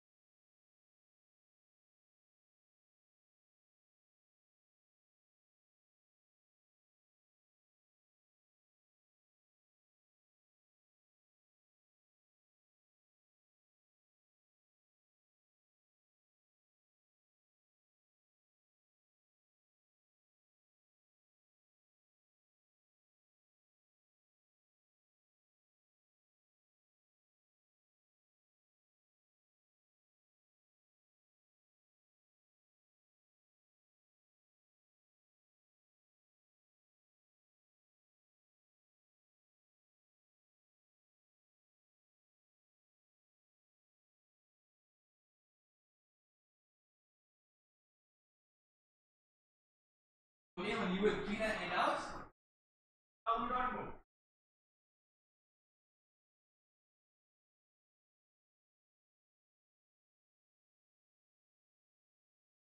I'm so happy you're in town. I'm good.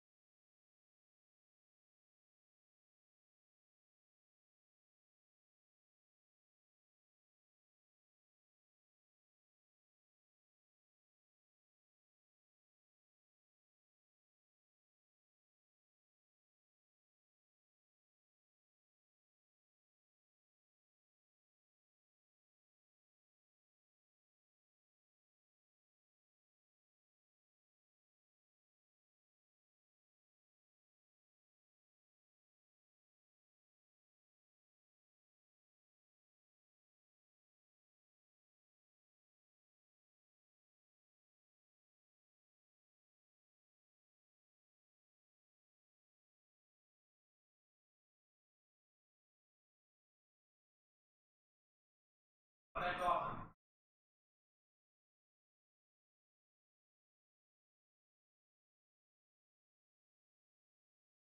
Oh, totally. That's a good idea.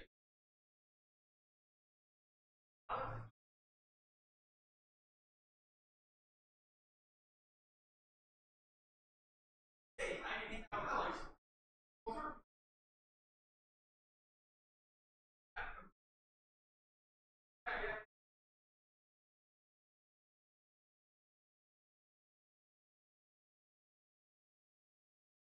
Dude, Alex, I'm so happy you're. Are you loaded already? Oh, dude. I'm so happy you're here. So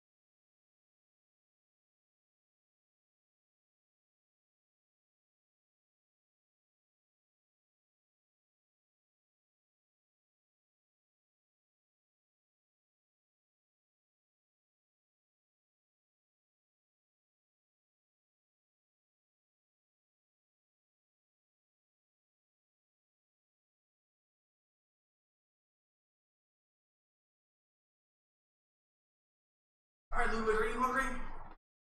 Are you hungry? I'm gonna feed you some food. It's getting pretty late.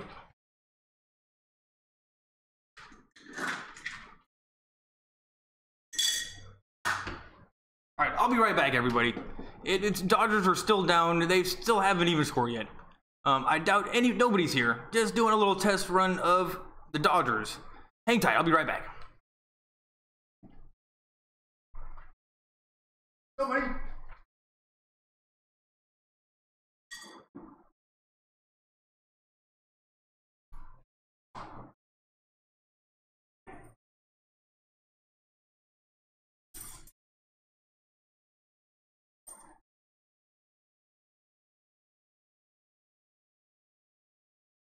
There we go. And now Ludwig, the miniature schnauzer, is eating dinner. I'll show you. Come here, come here, Ludwig, come here. Come here. Oh. Oh. Say hello to everybody. There's Ludwig. And if you're ever hearing a dog running around in the background, it's Ludwig, the miniature schnauzer. And actually, he's a little scared right now. Don't be scared. And the Dodgers are losing. But it's okay, you can get back to eating. And maybe I'm a little bit out of shape if picking up the dog. So it took it out of me. Anyway, is anybody here? Thanks for sticking around. I will do the rest of the game. Well, I guess I can do until the girlfriend shows up. Yasiel Puig is 0 for 2. And he's batting last season 267, 28 home runs, loads of RBIs. He's a badass. 2 outs, man on second. And that is called a ball. And it's 1-1 to Yasiel Puig, and that honestly looked like a strike.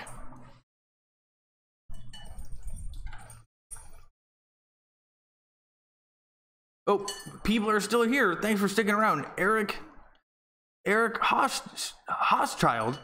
Dodgers don't suck. Let's go Dodgers. What's up, Eric? Thanks for making comments.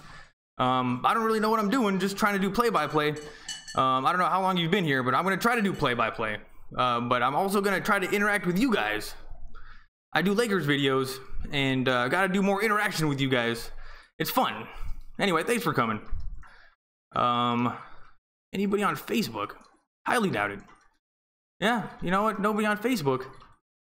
So yeah, YouTube really is, in the end, if you want to try something new, like talking into a computer for videos, YouTube is still the place to go. And that is strike 3. And the Angels continue to just really kick the crap out of the Dodgers. And looked like the Angels made a pitching change there, and it worked out. But we are going to the top of the 7th inning, and the Dodgers still have not scored a run. And honestly, those 4 runs came from 1 inning where Rich Hill was just meatballs right over the center of the plate. Rich Hill meatballs. And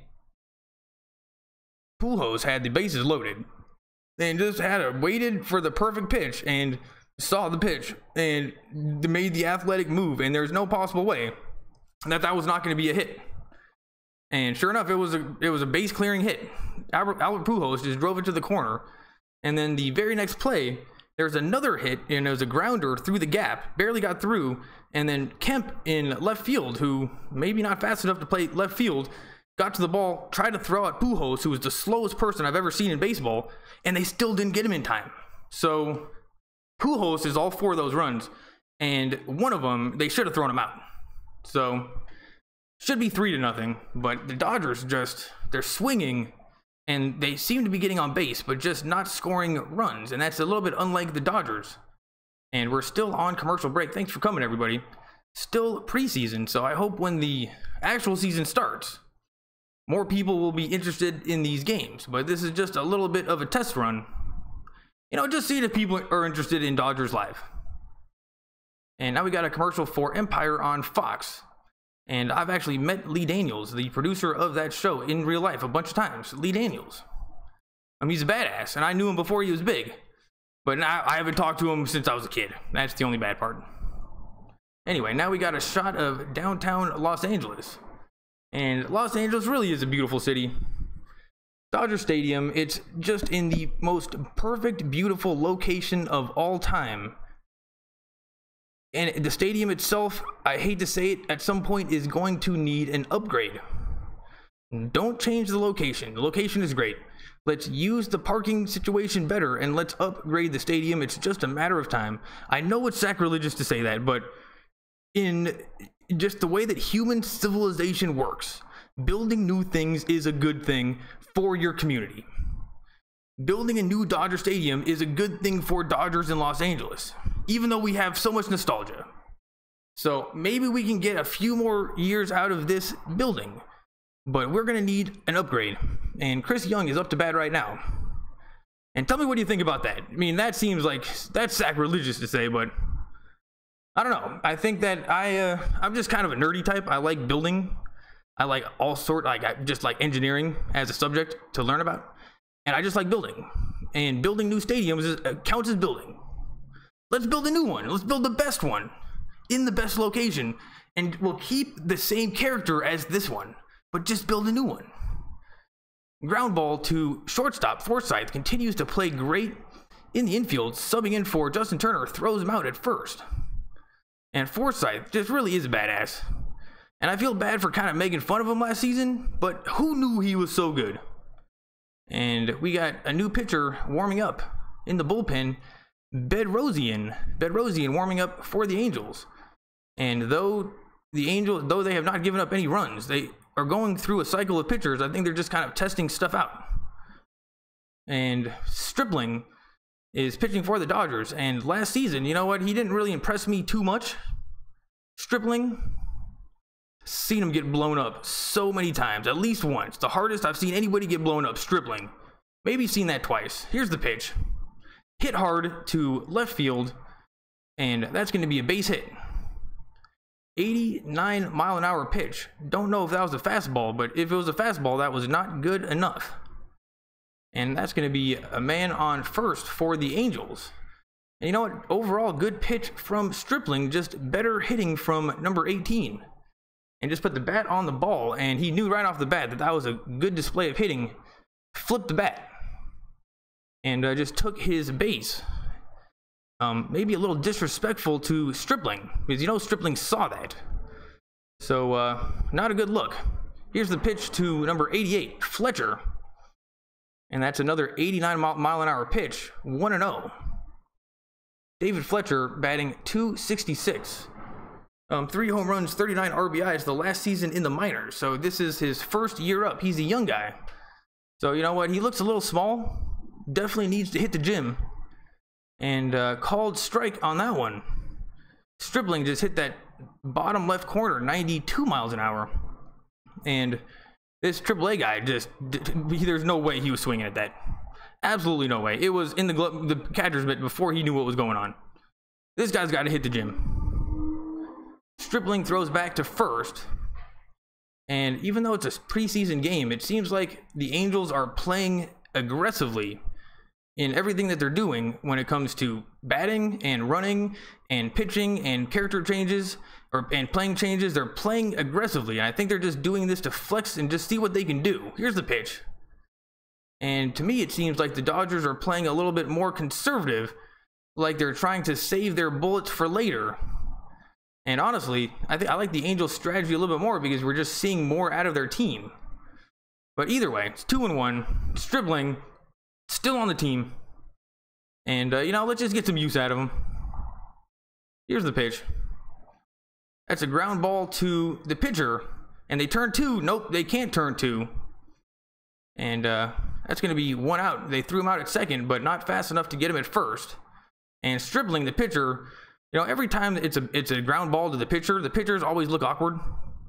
And Stripling looks so awkward. Turned around, threw it to first. Wasn't a good throw. And let's just take a look. Just throw it over there nice and easy. And it's almost like he didn't know who to throw it to. And also, he wasn't even on the bag. That probably wasn't even an out. That wasn't even close to an out, actually. But I think they did call it an out. I think the umpire just assumed that he tagged him or something. But that was a terrible throw from Stripling. And glad that we're getting this practice in during the preseason, but it just looked awkward from the pitcher. And what happened was he thought he was throwing it to the second baseman, but he's actually throwing it to the shortstop who was coming in. And it was still coming in from the infield. And now the umpires are gonna check this one out on instant replay, and pretty sure that they're gonna call this one safe at both spots, second and first, because that was a terrible throw from the pitcher, and his foot wasn't even close to the bag, and he wasn't even close to tagging him. And a lot of the times they give him the benefit of the doubt, just to so there's not collisions and the tag or the throw. But that one was so blatant and so bad that I don't even think they can give him the benefit of the doubt. Or they tried to, but they turned it over. And still 1 out.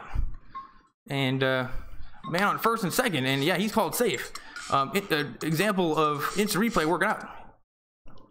Hello. Yep, just fed him dinner, like just now. Yeah, I kind of forgot, but yeah.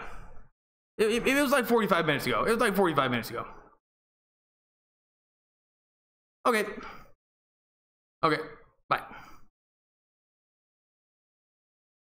It was like 15 minutes ago. I did forget to feed the dog. But I don't think he had to go poop when he was whining. He was actually whining for food. I didn't even think about that. Anyway, thanks for coming, everybody. Just gonna try to do the full game. And I was late for the Lakers, like so late. Figured, why not do the Dodgers? 2 men on. Here's the pitch to Fletcher, swung on, fouled away. And it's 0-1. And the previous at bat should have been an easy double play ball, inning over. But Stripling, the pitcher, kind of messed it up. And then he messed it up a little bit, and then the shortstop did not have the best throw over to first. So possibly they could have got the guy at first, but they didn't even get that one. And now there's still 2 people on with 1 out. Stripling just not throwing anything too dirty. That one was 80 miles an hour, like a sinker inside, but called for a ball. And I can't imagine him going back to that pitch anytime soon. And I didn't get anything out of it. 1-1. And Angels continue to play this pretty aggressively for a preseason game. Here's the pitch. 92 miles an hour. Strike 2 over the outside corner. And this batter, I don't think that's Fletcher. Whoever this guy is, number 31. He wasn't even trying to swing at that one. That was a little bit odd batting right there. Just when I thought that they couldn't play any more aggressive, he completely would look like looking at 0-2 pitch. Oh, it was 0-2 pitch. Oh no, it was 1-1 pitch. He was looking. Maybe he thinks they're going to try to steal. Swung on, and that's strike 3. So 2 outs, and Fletcher watched the perfect pitch go by on 1-1, and then swung at the one a little bit outside, and Stripling gets himself out of that jam, but still has 2 people on. And who's this guy? Fontana, batting 154, not worried one bit. So Stripling, let's just get through this guy. Fontana, though, it is a town here in Southern California. Nolan Fontana. This guy, I already don't like him. Comes from AAA, batting 271. Nolan Fontana. Oh, no, Fontana. Nolan Fontana. Well, Nolan is a cool name because of Nolan Ryan, but it just makes me think that he comes from Texas. Who knows? You know, he doesn't shave. Needs to get a haircut. You're in the major leagues now, buddy. This is the big show. Preseason, here's the pitch. Ball 2, and Nolan Fontana seems to have a pretty good eye, actually. Coming from AAA, makes it to the big show, doesn't get a haircut or shave. He's ungroomed. And I don't know what's going on with these baseball players. They forget that they can make money by looking good. Here's the pitch. Great pitch over the center of the plate. Strike 1. And Fontana, you know what? That one fooled him a little bit. Looked like it was going to come up and in, but Fontana he kind of pulled back a little bit, but that thing just curved right into the strike zone. And though very small, kind of just mind fucked him a little bit. Here's the 2-1 pitch.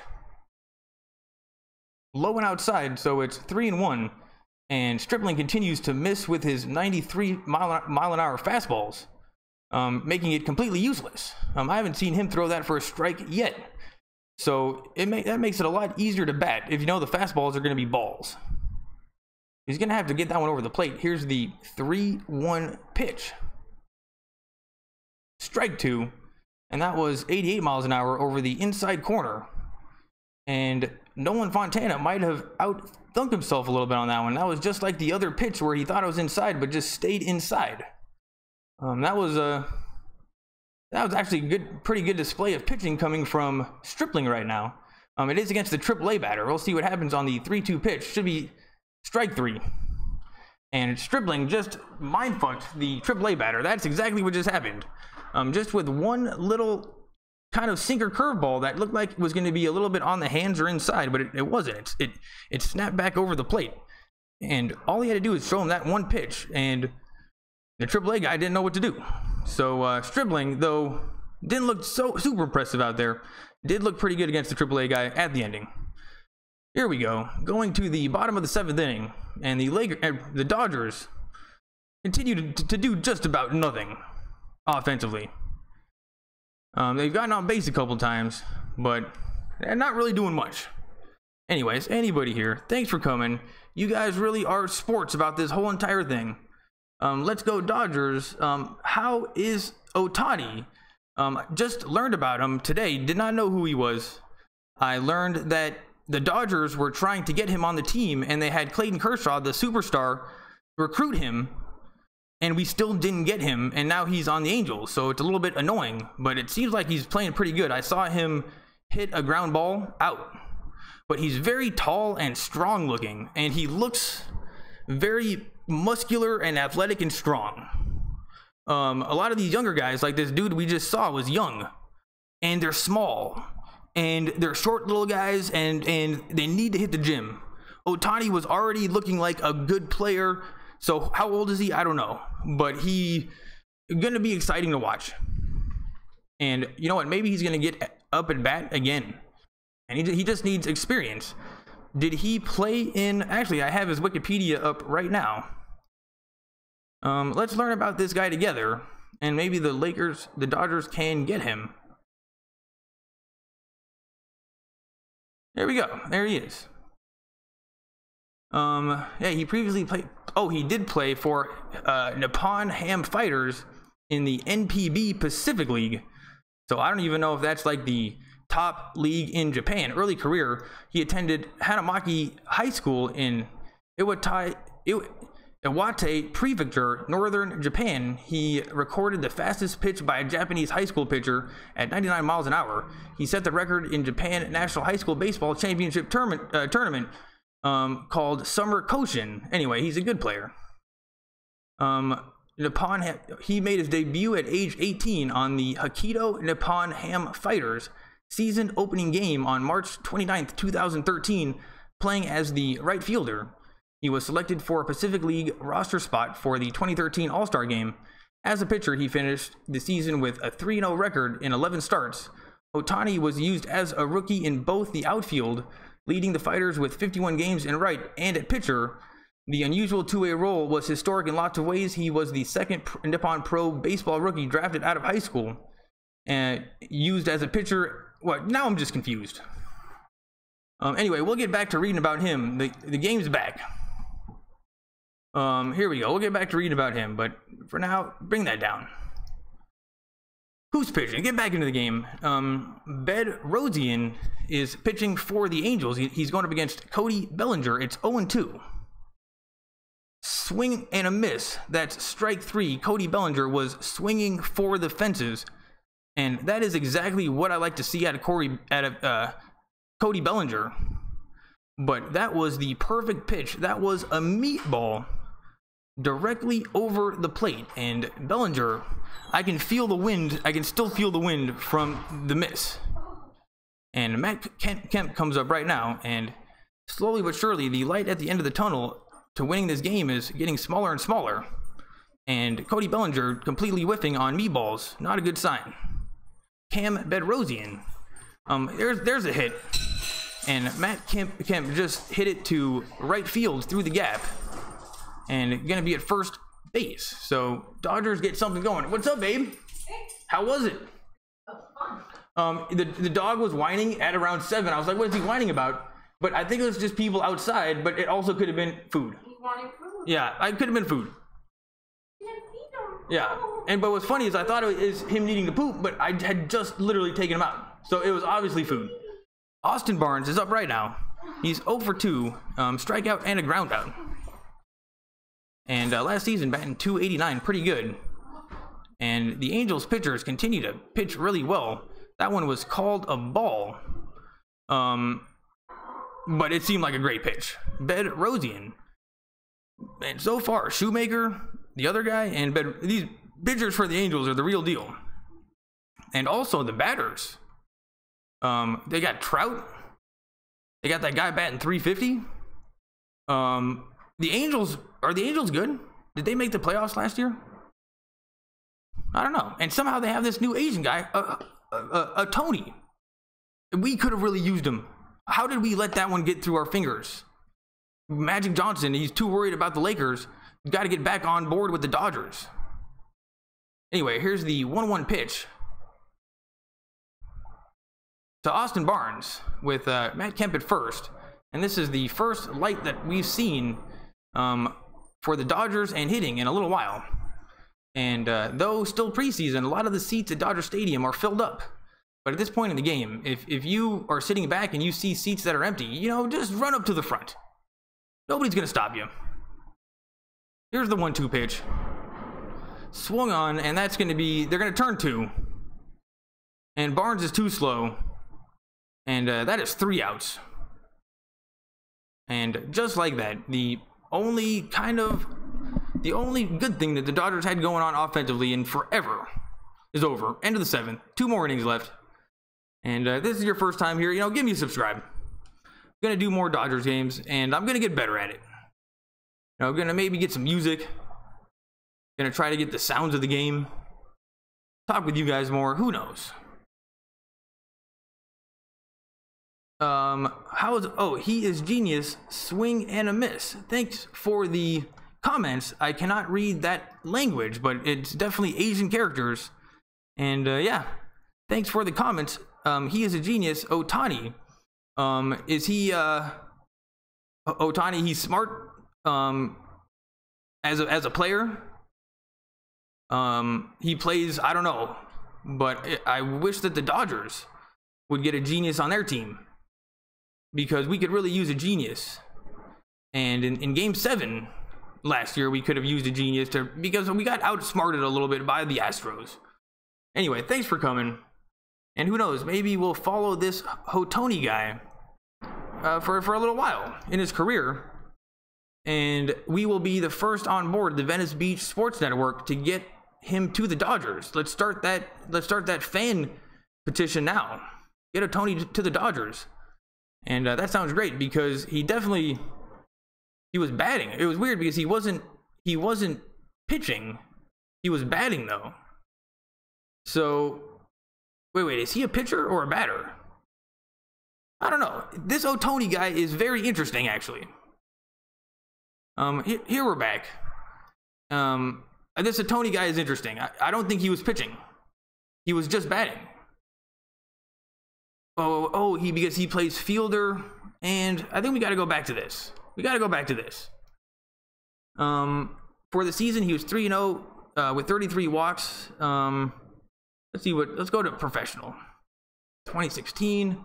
On December, he signed with the Los Angeles Angels. The deal was finalized the next day. It was revealed he was diagnosed with a first-degree UCL sprain of the elbow. He received a plasma injection to treat the pain. Yeah, that's not a lot. He's got absolutely no pitching. He's 213 pounds, 6'4", 213 pounds. And no wonder I thought that he was already big, because he is big. He's young though too. Oh, here we go. Here's a real pitcher for the Dodgers. Cingrani. 47 games. He had an 0-0 record, 4.2 ERA. And Cingrani, maybe not quite as good as I remember, but I remember always feeling pretty safe with him pitching. But yeah, I'm gonna have to keep the lookout for. I'm gonna remember about Shoemaker, and I'm gonna remember about Ohtani, because 6'4", 213 pound pitcher. With a fastball, 96 miles an hour, described as having great stuff, compared to Justin Verlander by some major league scouts. Why did the Dodgers not get him? That's the real story. Let's hope it didn't have to do with money, because we just went over how much everyone's getting paid, and you'd be surprised how little it is. Here's the 0-2 pitch. And it's 1-2 to Hermosillo. Batting .267 last season in AAA, 9 home runs, 44 RBIs, so not bad, but definitely a AAA guy.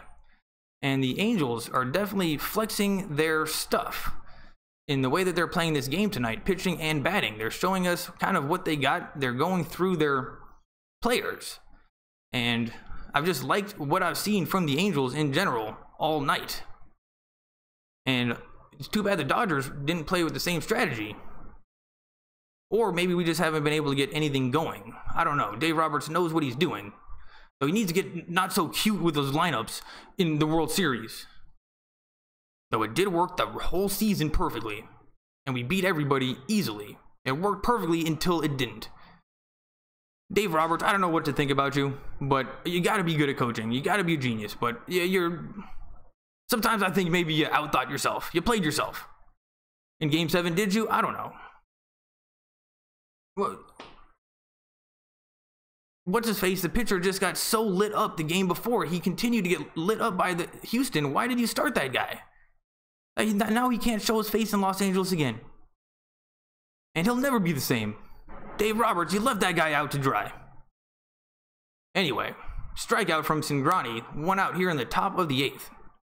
And I'm still a little butthurt from last season, not gonna lie. But that Game 7, we shouldn't have pitched what's-his-face to start.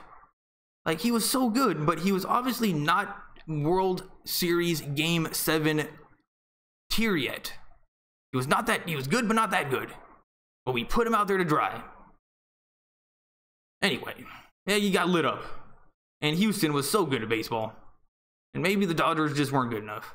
But Dave Roberts, it worked until it didn't. 1-0. C. Young is up right now for the Angels. Never heard of this guy. Oh, no, I think... Oh, Ohtani is coming up next. Here we go. And there's 2 outs. And Ohtani Batting 129 so far, so not great in the game. He's 1 for 3. But he is 6'4", 213, and we got fans in the chat from, oh man, look at the size of this guy. He is huge. He is a monster. Number 17. This guy does not need to hit the gym. Career high in Japan, 22 home runs, 15 pitch. So this guy's a badass. He doesn't even need to pitch. This guy does not need to hit the gym. And his strike zone is so huge. Cingrani, okay, this guy is the real deal. Here's the pitch. Ball 1. And Ohtani looked not scared, maybe a little scared there. He was stepping out of the box a little early. It was an outside fastball, but he didn't look like his head was in the game that time. 1-0. Here's the pitch. Swung on, strike 2, and Ohtani does not like that he's a lefty. Oh, that's totally it. Career average in Japan versus lefties, 309 versus righties, 270. Oh, well, the fact this is a major league lefty you got right here, and you don't like it.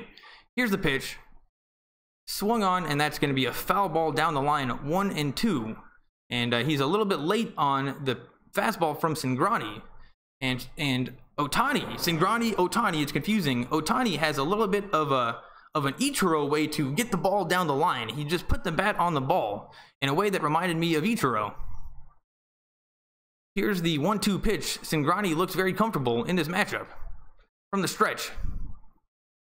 Ball 2, 94 mile an hour fastball, and the Dodgers continue to not be able to throw fastballs for strikes, and it's killing them. Ohtani looking ready to go, and man, he looks like a samurai warrior badass. You should have seen the warrior in his eyes. Here's the pitch. Swung on, strike 3. And Ohtani, the warrior samurai badass, strikes out, but you should have seen how hungry he was.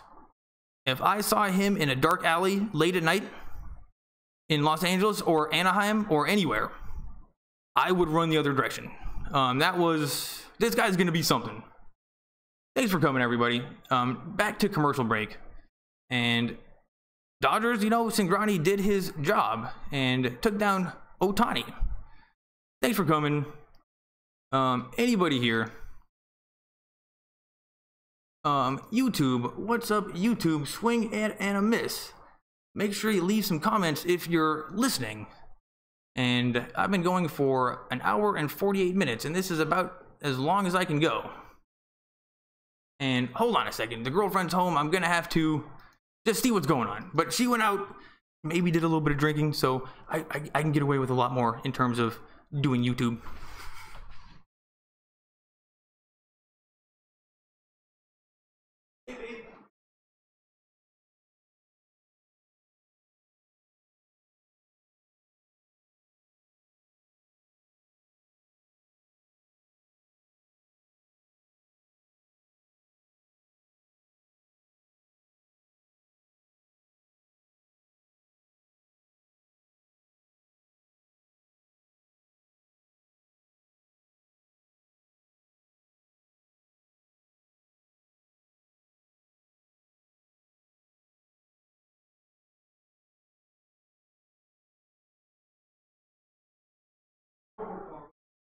Well, Aunt Gina's in town safely. Today at 5:30. Still on commercial break. Thanks for sticking around, everybody. People are still here. Facebook, not so much. People, oh, I got one thumbs up from Clarence J. Beefburns. Don't know if that's a troll name, but Clarence J. Beefburns, thanks for stopping by. But in general, people not as interested in Dodgers, but probably because it's preseason. Told you guys I'd do the whole game. I'm doing the whole game. Here's Blake Wood from Anaheim. 72 games last season with the Reds and the Angels, 3-4 record, 5.4 ERA. And this guy looks to be a workhorse in terms of pitching. What channel on TV? For me, it's on Spectrum. I'm watching on the Spectrum website. And honestly, if you are, I don't know if I'm allowed to do this, but maybe you can click on that. I'm watching it there. Wow, that's another way to talk with you guys. But Spectrum in general doesn't do very good with Dodgers websites or with Dodger games, and people have a hard time watching them on the TV. So I have a feeling that that Spectrum link, is probably where you want to go if you are paying money to Spectrum. But if you're not paying money, then I don't know what you're supposed to do, and that's kind of why I'm doing this on the last resort. And I'll get better at the play-by-play, so, you know, think about it like radio. And at some point, I'm going to learn how to get the sound of the game without the announcers and then me going. That would be so sweet. Anyway, thanks for coming. Hope that link works. I'm going to refresh it, actually, because it might be a little bit behind. And Cingrani is up to bat right now. And it just seems like the Dodgers just can't get anything going. As soon as we need some hits, now we got Cingrani, the pitcher, up to lead it off. And what do you know? There's one out already. And, oh no, that's Chase Utley. Chase Utley, he's out. What a surprise. And I don't know why he gets in the game so much. You know what? Let's see what happened. Here's the pitch. Swung on, strike three, not even close. Sit down, Chase Utley.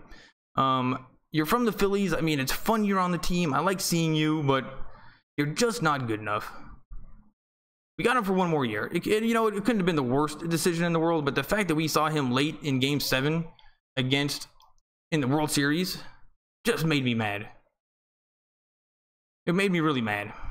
And honestly, we didn't have too many other people that we could go to. Especially, none of them had playoff experience. But still. Here we go. Here's the pitch to this guy. And, oh, is that Jansen? Okay. This whole entire thing was worth it to see Jansen pitch. Can't wait to see him. Have not seen him pitch this season yet. And looking like he's going to come in. And what a great opportunity for him to just stretch out a little bit. I mean, Dodgers aren't going to win. Why not let Jansen just flex his muscles and get warmed up? And what was so disgusting about the Astros last year, I mean, they were just so good. Who knew that another team could be that good in baseball? Like, it was the best team the Dodgers ever fielded. We beat everybody instantly, no problem. And then the Astros beat us. How did that happen? Who knows? But you know there's problems. You know there's problems when Jansen gets lit up like a Christmas tree. What happened? The Astros were just so good. And here's a hit from somebody on the Dodgers. Back to the track, but not good enough. And that's an out. So there's 2 outs here in the bottom of the 8th inning. So wow, we're getting close to the ending. And you know, Jansen coming in would be totally worth it. And I don't even know who that was, but it almost looked like a home run. But it just wasn't. And something makes me think if it was a little bit warmer, like closer to summertime, that would have been out. But it's still, you know, kind of wintertime here in Los Angeles. And a crisp 55 miles an hour with the wind in your face coming from over the mountains over there. That's going to be tough to get out. And Wood just threw it 97 miles an hour. And I thought this guy was on the Dodgers. Did Wood go to the... Here's Trace Thompson, brother of NBA star Klay Thompson, son of okay, this is my new favorite player on the Dodgers. Klay Thompson's little brother is now playing for the Dodgers, and now this whole entire thing was worth it. I didn't even know that. It's 0-2 though, and he looks very young, very skinny, needs to hit the gym. Strike 3, and that was the worst 83 mile an hour pitch I have ever seen from Wood. And it worked. So, okay, well, Klay Thompson's little brother, I'm happy he's on the team. That's good, but so far not impressed. That looked like some bottom tier hitting. That looked like high school league. Anyway, you're in the pros. Way to go. Off to commercial break. We're going to the top of the 9th. So, looking like Dodgers aren't going to win.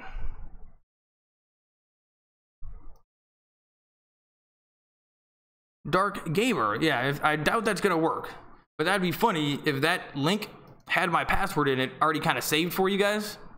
And if I did that, then YouTube I think would be mad at me for one, because the only time that YouTube really has ever got mad at me for anything, and like, you know, I've been shut down by Spectrum a bunch of times, I've been shut down by the Olympics, I've been shut down by everybody, but the only time YouTube has ever got mad at me was when I linked to the video, I linked to something else while I was doing the stream, and they said, what stream, where are you watching this, like the shady website? So I gave them the link, and then it was a dumb idea, because then it was actually people were at the stream, and then like 50 people out of 75 just left immediately. And then I got a strike saying I can't direct people off of the site. And so that was really the only time YouTube got mad at me, was when I directed people off the site. So I'm sorry for doing that, YouTube, but that's Spectrum, and that's where the game is. Still on commercial break. Thanks for being here, everybody. Gonna be a little bit more exciting when the game actually starts, or the season actually starts. You know what, let's go to the Kings real quick. See what's going on with the Kings game. And I mean, I got Spectrum open up right here. And of course it's taking forever. Come on, Spectrum Sportsnet, here we go. And it is in the third period, 17 minutes left. Kings are up by 2 against the Flames, and looking like the Kings are going to win that game, and the Kings need to win as many games as possible. They're in a little bit of a playoff hunt right now. But usually in the third period, the Kings are very good. And the dog definitely wants to play. And now I got to change the channel.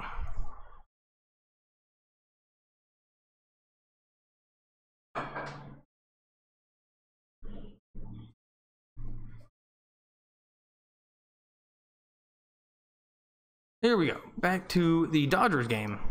And Reimer Liriano is up right now. And here is Jansen. That is so much fun to watch him pitch. It's 0-1. And right in the middle of Jansen's windup, I see a buffering sign and then the circle. So frozen in Jansen's windup. And gonna hit the refresh button. And honestly, I think what's happening is the girlfriend is listening to a podcast. I think that's using up some of the internet. Anyway, it's 0-2, so that was a great pitch. Here's the 0-2 pitch from Jansen. Swing and a miss, strike 3. Jansen strikes out the first guy, 89 miles an hour. And this is the first piece of coaching that I've liked from the Dodgers the whole game, which is let's flex our muscles a little bit. Let's put Jansen in there. And yeah, he's looking like a badass. Definitely does not need to hit the gym. Doesn't dye his hair blue like the guy on the Angels, the pitcher on the Angels that was pitching earlier in the game. Same kind of hair, but no red dye, no blue dye in his case. And that, that's just the kind of dedication that I would like to see from a Dodger, but that's Jansen, and you go tell him what to do. Nobody will tell Jansen what to do because he probably could beat up everybody on the field. Except for Pujols. I bet Pujols has some old man strength, but Jansen, you go tell him what to do. Anyway, Chris Young is batting right now, and he has no chance against Jansen. Here's the pitch.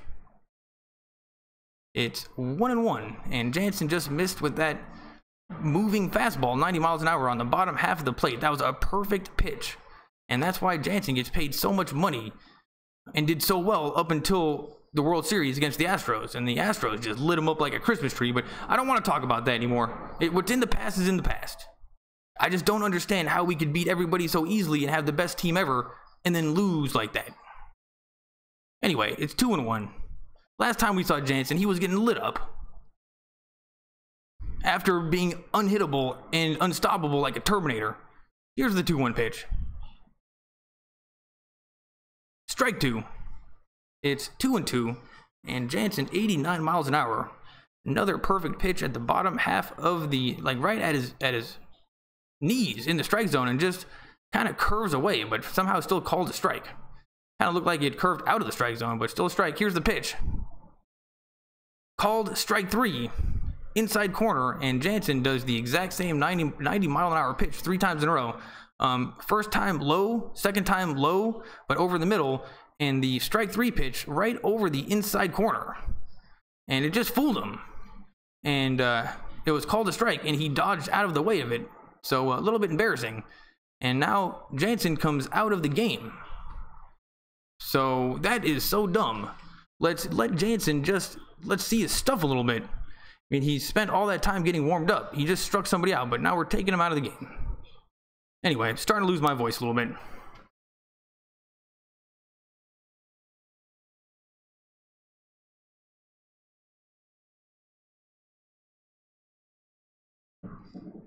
You know, I did totally forget how much longer baseball is than basketball.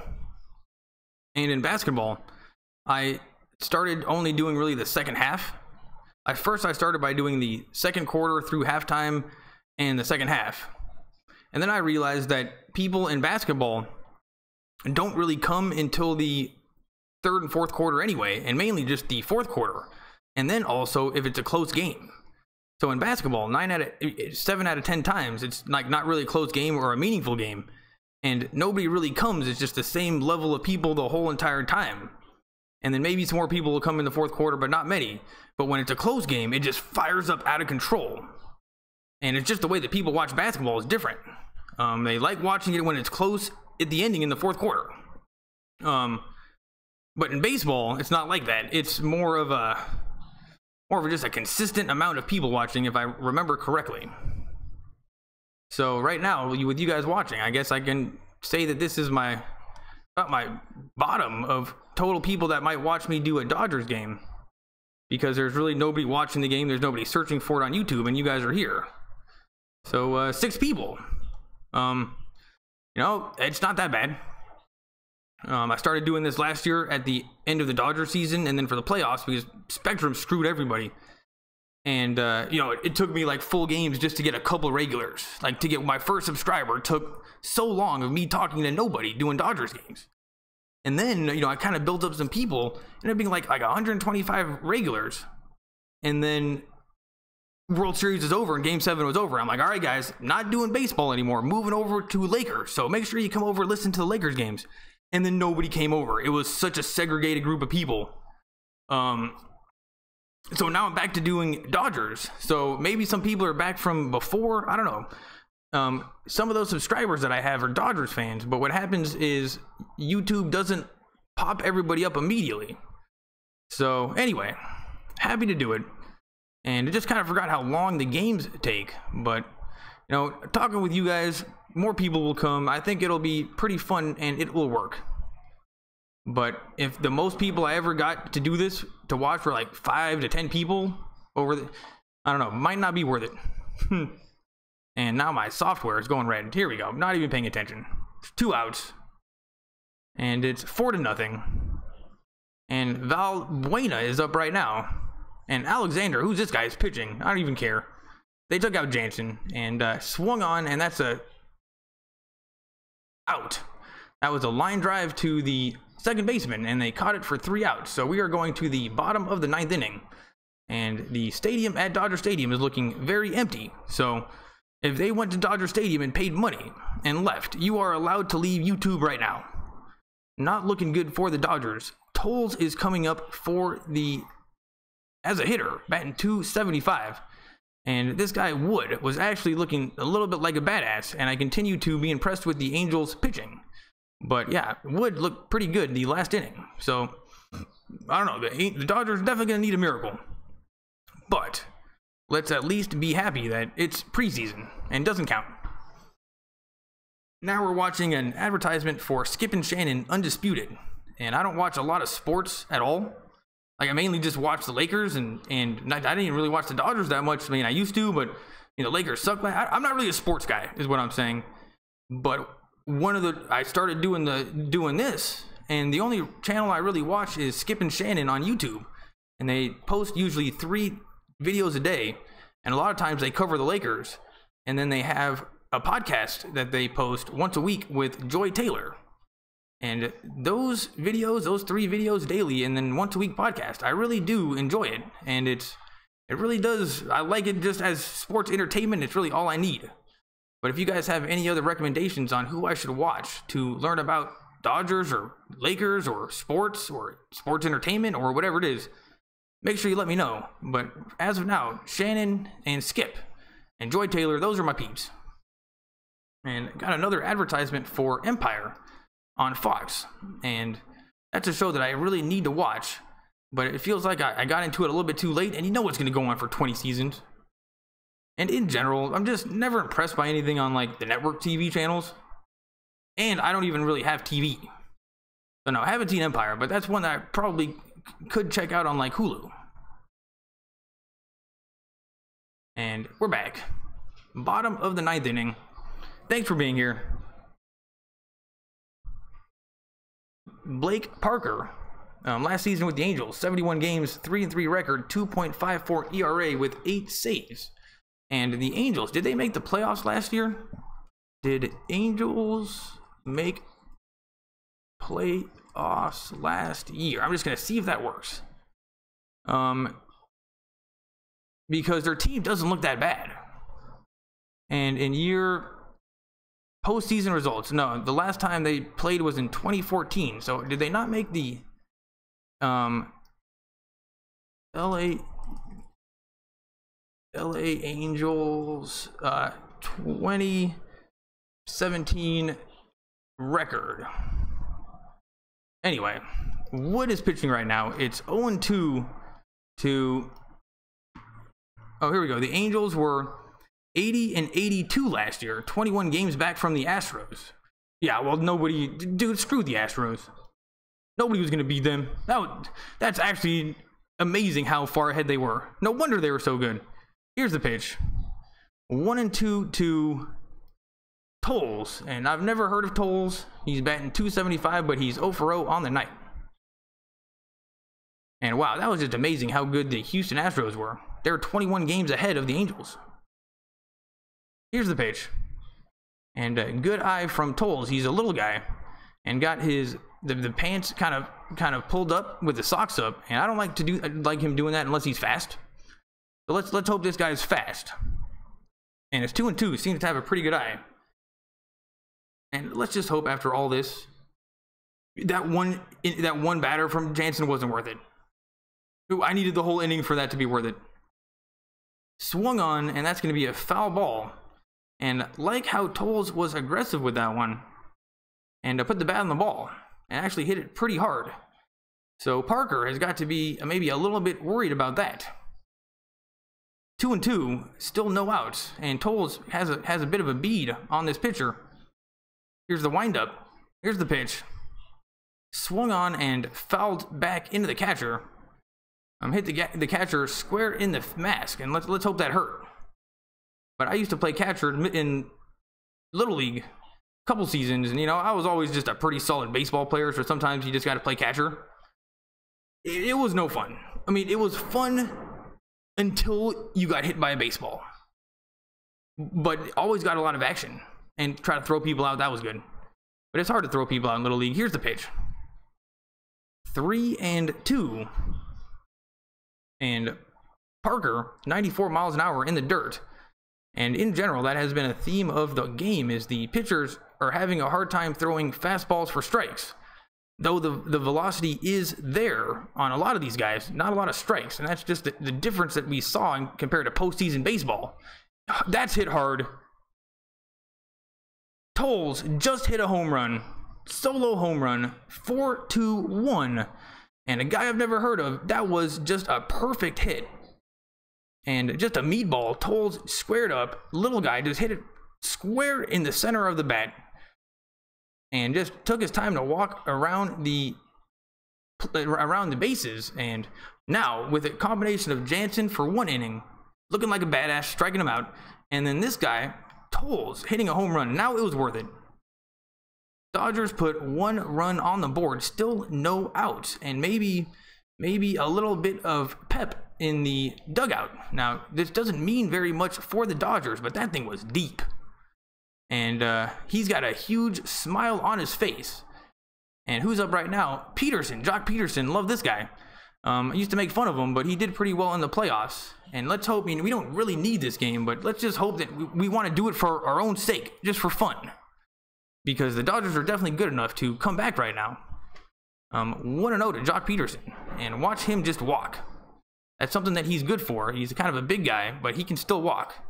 And then the Dodgers are going to be very dangerous. Here's the 1-0 pitch. Ball 2. And Parker can't find the strike zone with that fastball. And yeah. Later in the season, playoff baseball, these pitchers, their fastballs were on point and the velocity was crazy.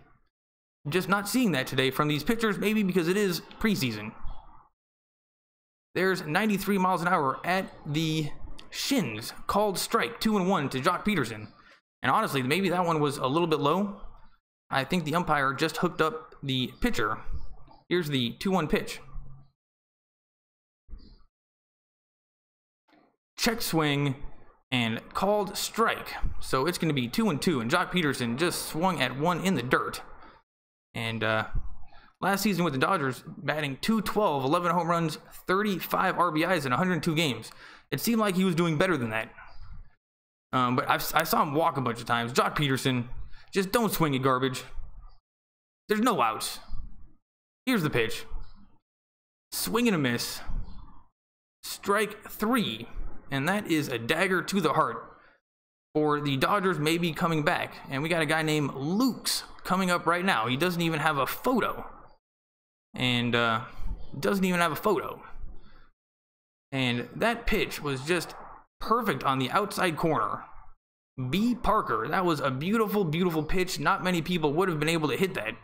And you could have struck out a lot better than Joc Pederson. So, you know what? Tip the cap to you. You got one out. Here's a guy without even a photo. Looking like he's 14 years old. Tiny. Needs to hit the gym. Needs to eat some peanut butter and jelly sandwiches. Gavin Lux. Last season in single A.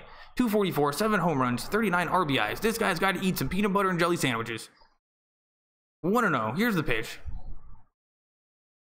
Strike 1, and he let that one go by.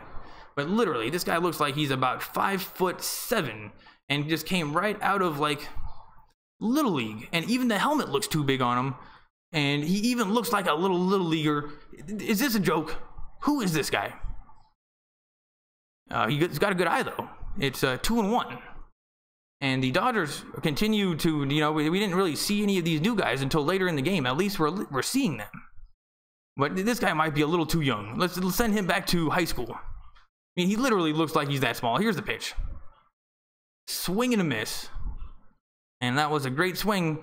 Looked exactly what it would look like if a really good Little League hitter missed a pitch. Didn't look like a pro, but swing and a miss. 2-2, and number 60, Zoles, the guy that hit the home run, has a huge smile on his face, and that's good to see. Here's the pitch. Ball 3. And honestly, we will take a walk from Lux right now. This pitcher was not nice enough to give one to Joc Pederson. Let's hope he's nice enough to give one to Lux, and just doesn't want to deal with it. Here's the 3-2 pitch. He is small. He doesn't have a big strike zone. Ball 4. Ball 4, Lux, without a photo, walks, goes to first base. And there we go. No outs. Dodgers got a guy on first. And now all of a sudden, Joc Pederson striking out just annoys me even more. We really needed that, dude. Anyway, way to go, Zoles, or Zales, I forget your name already. And the coach for the Angels is actually doing some coaching. And who's up right now? Peter. Batting 238. Never heard of this guy. He looks pretty small too. Strike 1, though that looked low and outside. This guy looks even smaller than the other guy. Last season in the minors, 279, 13 home runs, 40. Well, this guy's a little bit better than the last dude. And at least he's got arms that look a little bit bigger. But both these guys need to hit the gym. Here's the pitch. Strike 2. And this guy's got no chance. Get him out of here. Send him back to the minor leagues. B. Parker is just kind of messing around and having a good time. Walked the guy that didn't even have a photo, so that's okay. Here's the 0-2 pitch. Swing and a miss. Strike 3, and I'm still feeling the wind from here. Peter, no chance. And Parker, he's just having a good time. He's kind of grunting.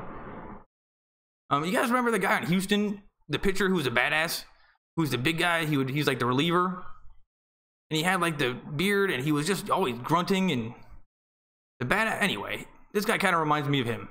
And I keep on getting reminded of the Astros. Like, we just gotta let that go. Kershaw let it go. If Kershaw let it go, we can let it go. Jaron Kendall also came from single A, and ball 1. And great pitch from Parker once again. And the Dodgers really ending with a whimper on this one.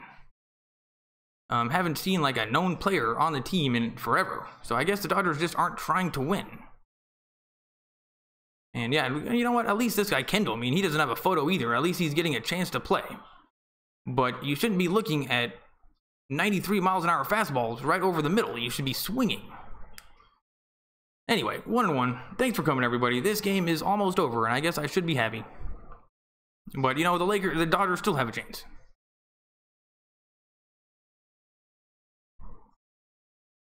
Here's the 1-1 pitch to Kendall, the guy without a photo. Ball 2, and that was a very odd 80 mile an hour pitch, and I think he was trying to do something funky. And yeah, the Angels just in general flexed their muscles a little bit. They showed us some good pitching. They hit the ball. Pujols hit the ball. He's like the only one. But we saw a lot of their batters, and in general, I will say I'm a little impressed with the Angels. Figured they would have finished better last year, but anyway, the guy without a photo pops it up, and that's the end of the game. Thanks for coming, everybody. Dodgers lose 4-1, and it would have been 4-0, except a guy I never heard of, Zoles, hit a home run in the 9th inning. But at least that one was a badass home run, and it was deep. And you know what? At least we got to see something from him, and Zoles, we got to remember him. And Dave Roberts says bye to the crowd and walks away. Anyway, thanks for coming, everybody. I'm going to end this one right now. I've been going for a little while, and my little test run for the Dodgers went pretty well. I was able to do it. You know, 2 hours is about as far as I can go. So maybe I should start in like the 3rd inning or the 4th inning during the season. I don't know how I'm going to do it. Make sure you let me know. If this is your first time here, make sure you subscribe. Most of the time I do Lakers games, but you know, if you can't get to a TV, I'll give you Dodgers play-by-play. I'll get better at it. Facebook, I don't think anybody came at all, ever. But yeah, nobody ever came on Facebook. Thanks for coming. Make sure if you like Dodgers, check out the I posted a video a couple weeks ago called Dodger Fangirls Get Jacked Up for Clayton Kershaw. And it's just a clip from a great podcast. It's an original new podcast with women hosts. And it's pretty good, actually. And women hosts, they just talk about Dodgers differently than we do. So give that one a listen, and you know, maybe go over to their Twitter and just say nice job. And you know, it's actually really good. And I'll try to post those videos more often because they really are good. People need to hear it. Thanks for coming, everybody. Give me a subscribe, give me 2 tries, and if you don't like me a second time around, and then you can unsubscribe. Then we're good.